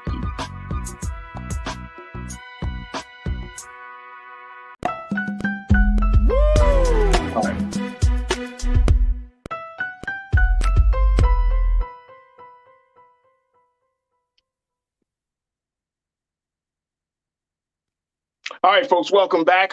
We wanted to have our last big conversation around NFL quarterback superstar Deshaun Watson, as there's been a latest developments in his case, how he has now come out in a recent interview to, quote, apologize to all the women that I have impacted in this situation.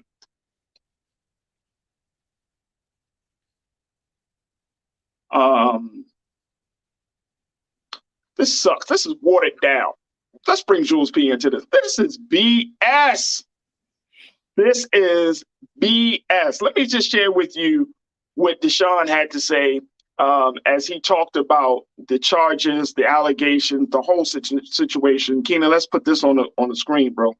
He said, I want to say that I'm truly sorry to all of the women that I have impacted in this situation. He said this during an in-house interview on the Browns pregame show that aired on Cleveland News Channel 5. He said, the decisions that I made in my life that put me in this position, I would definitely like to have back. He said, but I want to continue to move forward and grow and learn and show that I am a true person of character, and I am going to keep pushing forward. Now, he also said that they'll also talk about Watson and the Browns are waiting to hear whether he will be suspended longer than the 6-game ban he was handed by independent arbiter Sue L. Robinson last week for violating the league's personal conduct policy. The NFL is seeking a tougher punishment, has appealed Robinson's ruling, which will be heard by Peter C. Harvey, a former New Jersey Attorney General appointed by Commissioner Roger Goodell. Harvey has no specific deadline to rule on the appeal, though he must work in an expedited basis per the collective bargaining agreement. Here's the situation with this, folks. The situation is, y'all remember, he got a 6-game suspension. Okay, boom. Many people felt like that was a slap on the wrist, Jules. He came out this weekend and even said that he was willing to, quote unquote, accept an 8-game suspension and a $5 million fine. Okay. I don't know when the last time the person that has been the perpetrator of a situation decides to dictate what their punishment will be. Okay. This is what he's accepting. The NFL is saying, no, Deshaun, we're looking at suspending you for all 17 games of the 2022 season. We're going to make you pay more than $5 million and send your ass to some therapy. Now, this is also the same man who said that he, just a couple of months ago, when this all started to spiral out, Jules, he has no regrets. This is his language, not mine, folks. No regrets about his past actions. You ready? You ready? You brought this topic on Monday for a reason, because you knew I was here. Are you ready? You my guy. I know you love sports just as much as I love sports. I live and breathe sports and music. Are y'all ready? Go ahead. I'm done. All right, so check this out. So let's start with a couple aspects of this. First, let's go with the 6-game suspension. The reason that the arbitrator gave a 6-game suspension is because the NFL, who has so many constant players with issues and problems, have nothing in their bylaws and standards that has any action or consequences for the actions they do. So people that feel like it's a slap on the wrist, it's not a slap on the wrist. They're only comparing it to actual things that the NFL has done in the past with certain players. So that's why you only got 6 games, because they're comparing it So what other acts and incidences that other players from the past had, whether it was domestic violence, whether it was the guns, whether it was whatever the issues are, that's all you have to compare. So that's where we start with the suspension. So people that feel like the suspension is not enough, don't worry, because the suspension came from an independent arbitrator. Robert Goodell, the commissioner of the NFL, still has the final say on what he wants to do. And I'm glad they got my man Harvard in here to go ahead and prosecute this case, because this needs to be longer than that. People also feel like because and I feel like this is what the arbitrator felt, because the Houston Texans, the team he played for last year, sat him down for the whole entire year, that counted as a suspension. No, that's not a suspension, because he still got paid. That's the team just sitting him out, telling him he can't come to practice and he can't be the quarterback for our team this year. That has nothing to do with the extra trial. So putting those two together, that will look like, all right, he got 17 games last year plus the 6 this year. That count for 23 games. No, that's not enough, because the 6 games is actual suspension that's actually going to be ruled. Here's how smart the Browns think they are. And this is why I love being a Ravens fan. You know why I love being a Ravens fan? Because we're in a division with the Browns. And you know what that means? The Browns will forever be the most stupidest organization in the league, because you sign somebody to your team that you knowingly knows they have all these issues. You give them $230 guaranteed $1 million for a contract. And then you think you're smart, because you're like, well, we're going to sign him, but, he has these issues. So out of that $230 million, instead of breaking it up between the 5 years and paying them the equivalent of the 5 years for the $230 million, for the first year, we're just going to pay him $1 million. So if he gets suspended, he only going to lose $1 million. So that means you're also what I would call an accessory to stupidity, because that means you agree with the nonsense that he does, and you agree with it so much that you're only going to pay him $1 million, so he doesn't lose all of his money that he should be losing that you gave him in the first place.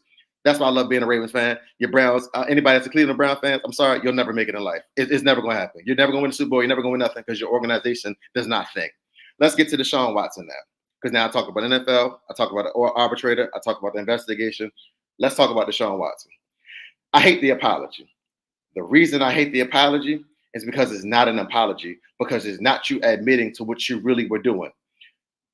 No athlete in the history of America has 65 different masseuses. Just say you wanted sex from all these Instagram models and you try to use their ploy of, well, maybe they do massages, so I use that as my way to get into book with them so then I can sleep with them. That's what you need to say, because there's nobody that has 65 goddamn masseuses. When I go to get a massage, I go to one person.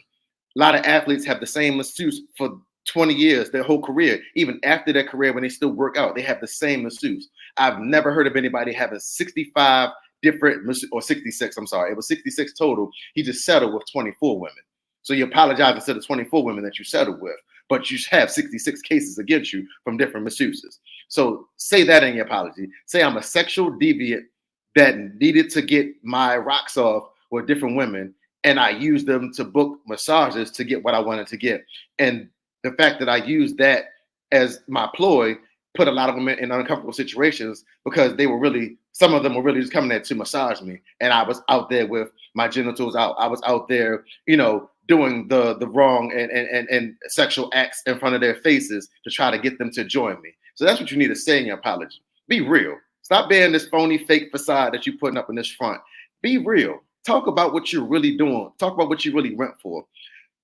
Another thing I hate, that you were able to even play in preseason. I do have a lot of anger towards the situation of the organization of the Cleveland Browns, but I feel sorry for their fans, because they don't deserve this. They had a quarterback last year.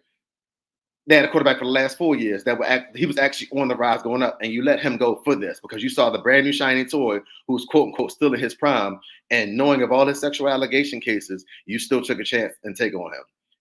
I feel sorry for the fans, because now the team that was put together and have it for this, you're really just now breaking this apart for this man, knowing all the sexual allegations and cases that's going on in his past. And you kind of babied him because, like I said, you're only paying him $1 million of his salary this year. So even if he gets suspended, he's still going to walk away with $229 million. Guaranteed. Like guaranteed. I'm not for it. I'm not for none of this. Well, I think the segment can be over now, Jules. You You took my thunder, brother. Man, You do this every week, man. hey, You man. do this every week. You do this. No, here's the reality. Here's the reality. First and foremost, I'm in total agreement with everything you just said. I'm agreement with everything. A lot of our watchers are in agreement too. Let me just share it. Let's go to William. Well, first, Felita Kavek. Felita, thank you so much for checking in. Felita, seems like you are one of our newer watchers, so welcome to the culture and to the Culture Crew online community. You say, look, I know. How do you get to say what punishment you will accept? Exactly. You get what we give you. You take what we give you. That's the NFL way, folks. You take what we give you. You don't dictate your punishment. Thank you, Felita, for checking in. William Lathan, you checked in and said, how can an NFL punishment punish him? He used NFL NDAs. Who will punish the NFL? How many other stories are there out there? There are a lot of stories out there. He did use NDAs, but at this point, you mean to tell me that the NDAs still hold up, considering all that has already been put out there? We already know he did it. But you know what's even crazier? The Texans supplied the hotel rooms for him to get the massages in. Which is what are y'all doing? Like, there's so many people that has enabled him in this whole process. He did it. That's why I think his apology, to your point, Jules, weak as water. Man. Because you know why? Because the first thing you should have said is, I'm sorry for violating these women. Not, oh, I'm so sorry for impacting. That words matter, folks. Here's one of them situations. Impacting those women, impacting all the women let's move forward. Let's move forward. Negro, we just found out you did all this. Let this situation marinate for a minute.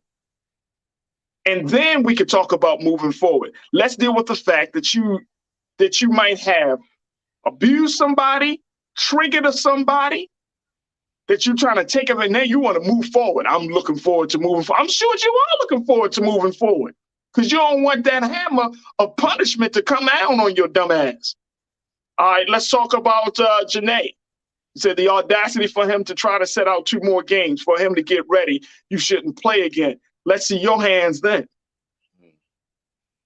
Let this be, look, for me, you're wrong. Dr. Power said in the beginning, you're wrong, man. You wrong, bro. We way out of pocket, bro. You have no tolerance for this. You out of pocket, bro. You wrong. Say, man, look, I fucked up. You know what I'm saying? Jules, like, I really messed this situation up. I'm sorry. He should be. You know what I'm saying? I'm sorry. You didn't even say sorry. You didn't even apologize. Karina checked in 65 damn masseuses. Jules, but you are right. There we go. There you go. Nisa, you said, brother Jules P, nobody has 66 masseuses. Come on, Nisa said, paid to behave, Jules is so right. Yep. 230 Absolutely. million guaranteed. Chris, you said Deshaun was almost going to give Darren Sharper a run for his money. Right. Ooh. Wow. Ooh. Wow. Let's talk about it. Ooh. Hey, look, ain't nothing to talk about for me. 17 games, bro. That's what I'm advocating for. 17 games. You get a nice, healthy fine, and you do some rehab because you got a problem, bro. You got a very, very serious problem, sir. I feel like that's so as a result of that, you need to fess up, not with that weak ass apology you put out there. I'm talking about, hey, look, I'm really sorry. Now watch. And especially, here's the thing, though. Here's the thing. This is the crazy part. And that's why I said it when we started the conversation. This man also said he has no regrets. No regrets. Which means he'll do it again. That's what that means. Which means you don't really give a damn. Mm-hmm. Like you and this is your NFL privilege kicking in. Like, man, no regrets, man. Like, it is what it is. I do what I do. I still get paid. I still gonna be considered number one. No, sir, bro. No, sir. Sexual abuse, sexual violence is a problem among Black people in this country, in our community, in our culture. Nah, bro, if you got to go down for the garbage that you've done to women, I don't care if you say, well, I didn't rape them. If you put yourself or show or expose yourself in some manner that she didn't ask for, you're wrong. Just that simple. You're wrong. I don't care if you didn't touch her. If you asked for her to do it, to do something to you, and she said no, and you kept pursuing, you're wrong. Right. So I'm asking the question, folks. Do you think his apology was enough? You think his apology was enough? Belinda, you said, Eve, the way he passed that thing around, I wouldn't be surprised if someone ended up sick, not wishing bad luck on anybody's chussy cat. Y'all are so... What she said. She said what she said. Yep. That's what she said. You're wrong. Tia, you checked in and said, Tia Z, you said, I may be wrong, but it seems that the only difference between Watson and Kelly is the age of the victims. It might be. I don't see Deshaun Watson doing what R. Kelly did, because R. Kelly took that thing to a whole new level. I think Deshaun was like Jules. I think we need to see him like with the Epstein. You know what I'm saying? Because Epstein often used massages as a way to get to bring women in. Oh, you massage me, and this is not nothing new, folks. Y'all know that abuse happens from those massages like that. You know what I'm saying? Like Joel Epstein, I think he even though he paid the girls, but it's still abuse.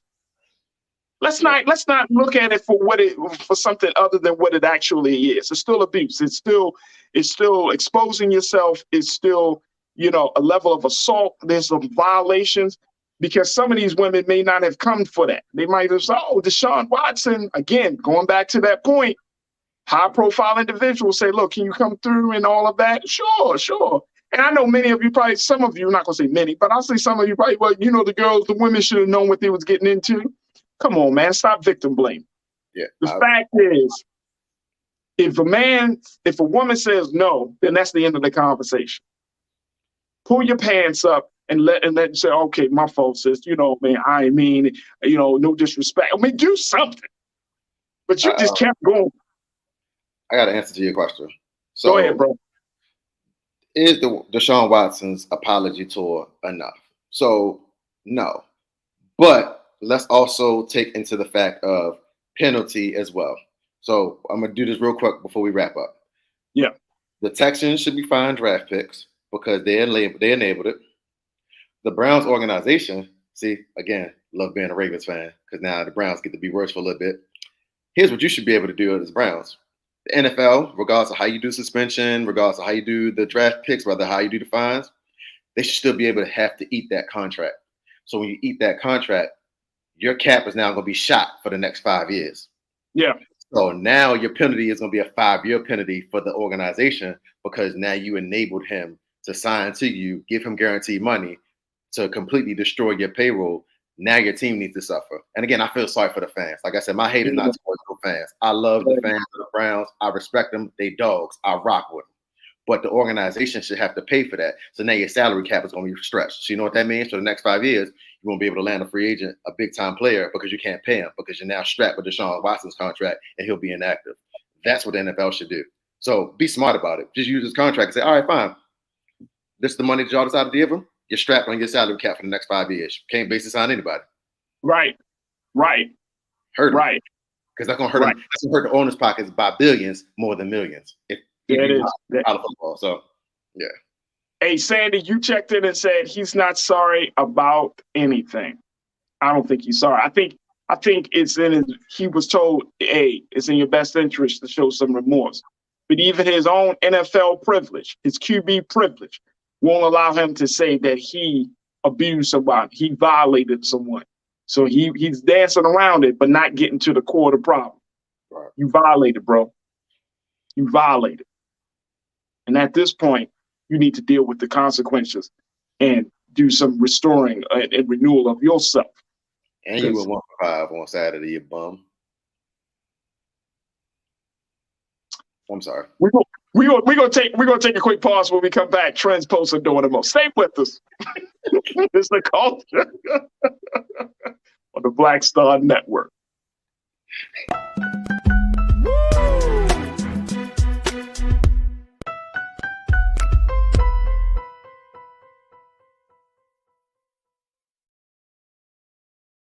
I'm Deborah Owens, America's Wealth Coach, and my new show, Get Wealthy, focuses on the things that your financial advisor and bank isn't telling you, but you absolutely need to know. So watch Get Wealthy on the Black Star Network.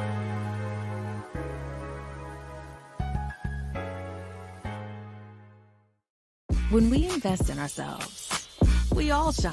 Together, we are Black beyond measure. Hi, I'm Dr. Jackie Hood Martin, and I have a question for you. Ever feel as if your life is teetering and the weight and pressure of the world is consistently on your shoulders? Well, let me tell you, living a balanced life isn't easy. Join me each Tuesday on Black Star Network for a Balanced Life with Dr. Jackie.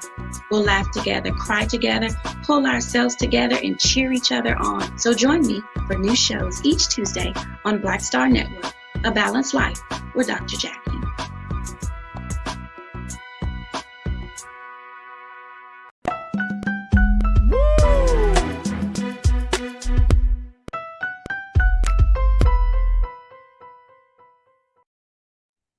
All right, folks, it's now time for Trends, Posts, and Doing the Most, where we talk to you about some of the big stories that are happening right now.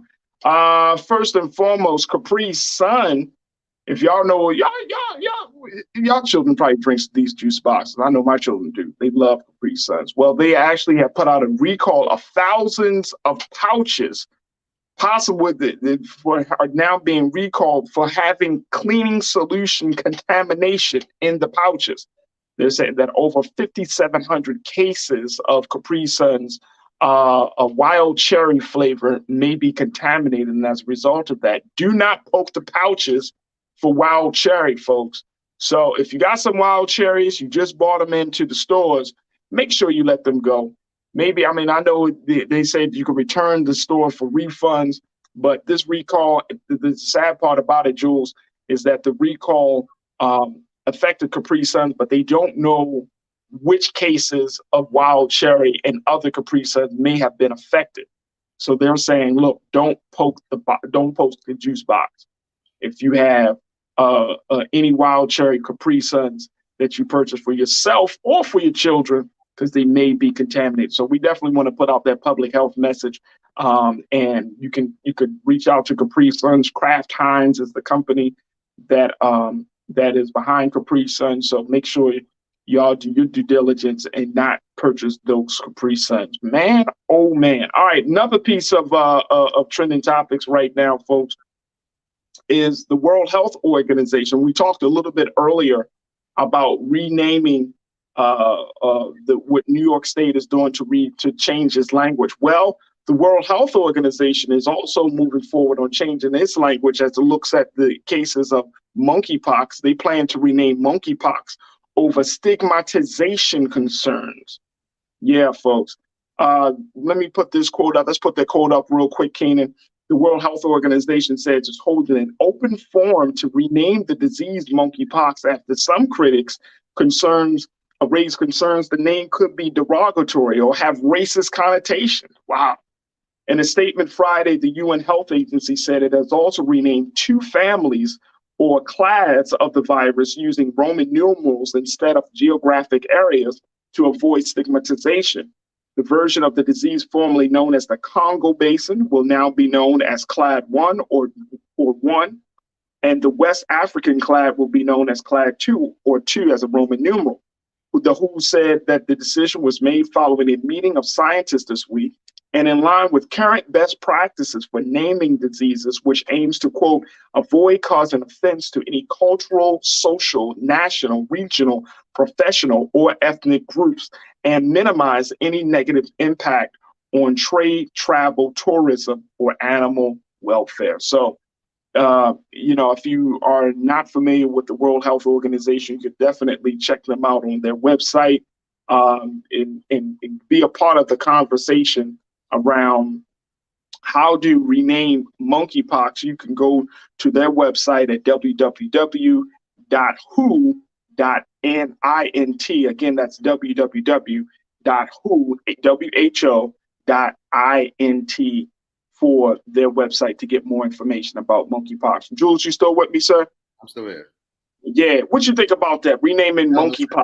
Nope, that don't make sense. You know why? Because you already put it out there. It's already grown globally. It's like trying to go viral and be like, it's like, I'm kidding. It's too late.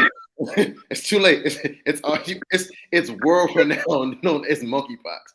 What I want people to stop doing is worrying about the name and stop beating up monkeys thinking that this is where this came from. I saw that report too, that people were actually targeting monkeys as the reason for monkeypox. Yes, I was reading this article, bro. That's what I want to happen. So forget the name. We're beating up monkeys? Yes, it's a report of people targeting monkeys as the reason for the virus. Now, we're not going to say they're smart people, so I'm not going to give them that credit. I ain't going that far. But, let's focus on the name's already out there. We can't change it. If it's offensive to some people, I'm sorry. It's not meant to be offensive. So stop taking everything to heart. Stop being so damn soft. No, monkeypox is not a racist thing saying it came from black people being monkeys or whatever you're feeling that it came from. It's just the name of the virus, but it's already out there. Can't change it. I think wasn't there some talk like when COVID first happened? They was like, stop calling it Corona because of the beer. Mm-hmm. Yep. So they showed it as the COVID instead of coronavirus. Yep. Sandy checked in. Oh, I love Sandy. She said, we have monkeys in Florida. I can't wait to see a video of people trying to do that. Oh, it's out there. Yo. Twitter's an awesome place when it needs to be. It's out there. It's already out there. If you come across the video, please send it to us. You're fighting monkeys for monkeypox, man. I want to see somebody get their ass whipped out. Oh, listen, that's the part. Listen, that's the part that they're like that's the part people don't understand. Monkeys are a primate. Yeah, go and attack a monkey and see what's gonna happen to your ass. Go try it. Try it. I can't wait. Okay. All right. I appreciate that. All right. Final trending topic is today is National Relaxation Day. If you didn't know, today is National Relaxation Day. It's Monday though. So try to relax if you're still at work. Hey, tell your boss that one, like, hey, it's National Relaxation Day. So do I not go into work tonight? Is what you're telling me? I don't know. All right. Also, here's another thing. Big shout out to hip hop legend Nipsey Hussle. Today is also his birthday. Happy Hustle Day. Nipsey, of course, his life was taken just 3 years. What was it? 4 years ago or 3 years ago? 3 years, because I went to the 3 years ago. Excuse me, making sure. 3 years ago, 2019, gunned down right in front of his store, the Marathon store in South Los Angeles. So our hearts and prayers are still with Nipsey. And let me tell you, if you go around the city of LA, you will see murals all over the place. It's beautiful, man. So brother that, he's already accomplished so much in his life, but his death is certainly something that is inspiring the next generation of entrepreneurs, hip hop artists, and just all around community organizers and servants and just community folks. So happy Hustle Day, and may God be pleased with our brother, Nipsey Hussle. There we go. All right, Jules, I appreciate you, man. Thank you, sir, for holding it down as always on Monday. We truly love you and appreciate you, man. Keep up the great work, all right? This is all I got. You got any new music? You got any new music that you want us to know about just yet? Because I know you say you got something working. Yes, I'm working. So right now I'm just getting instrumentals.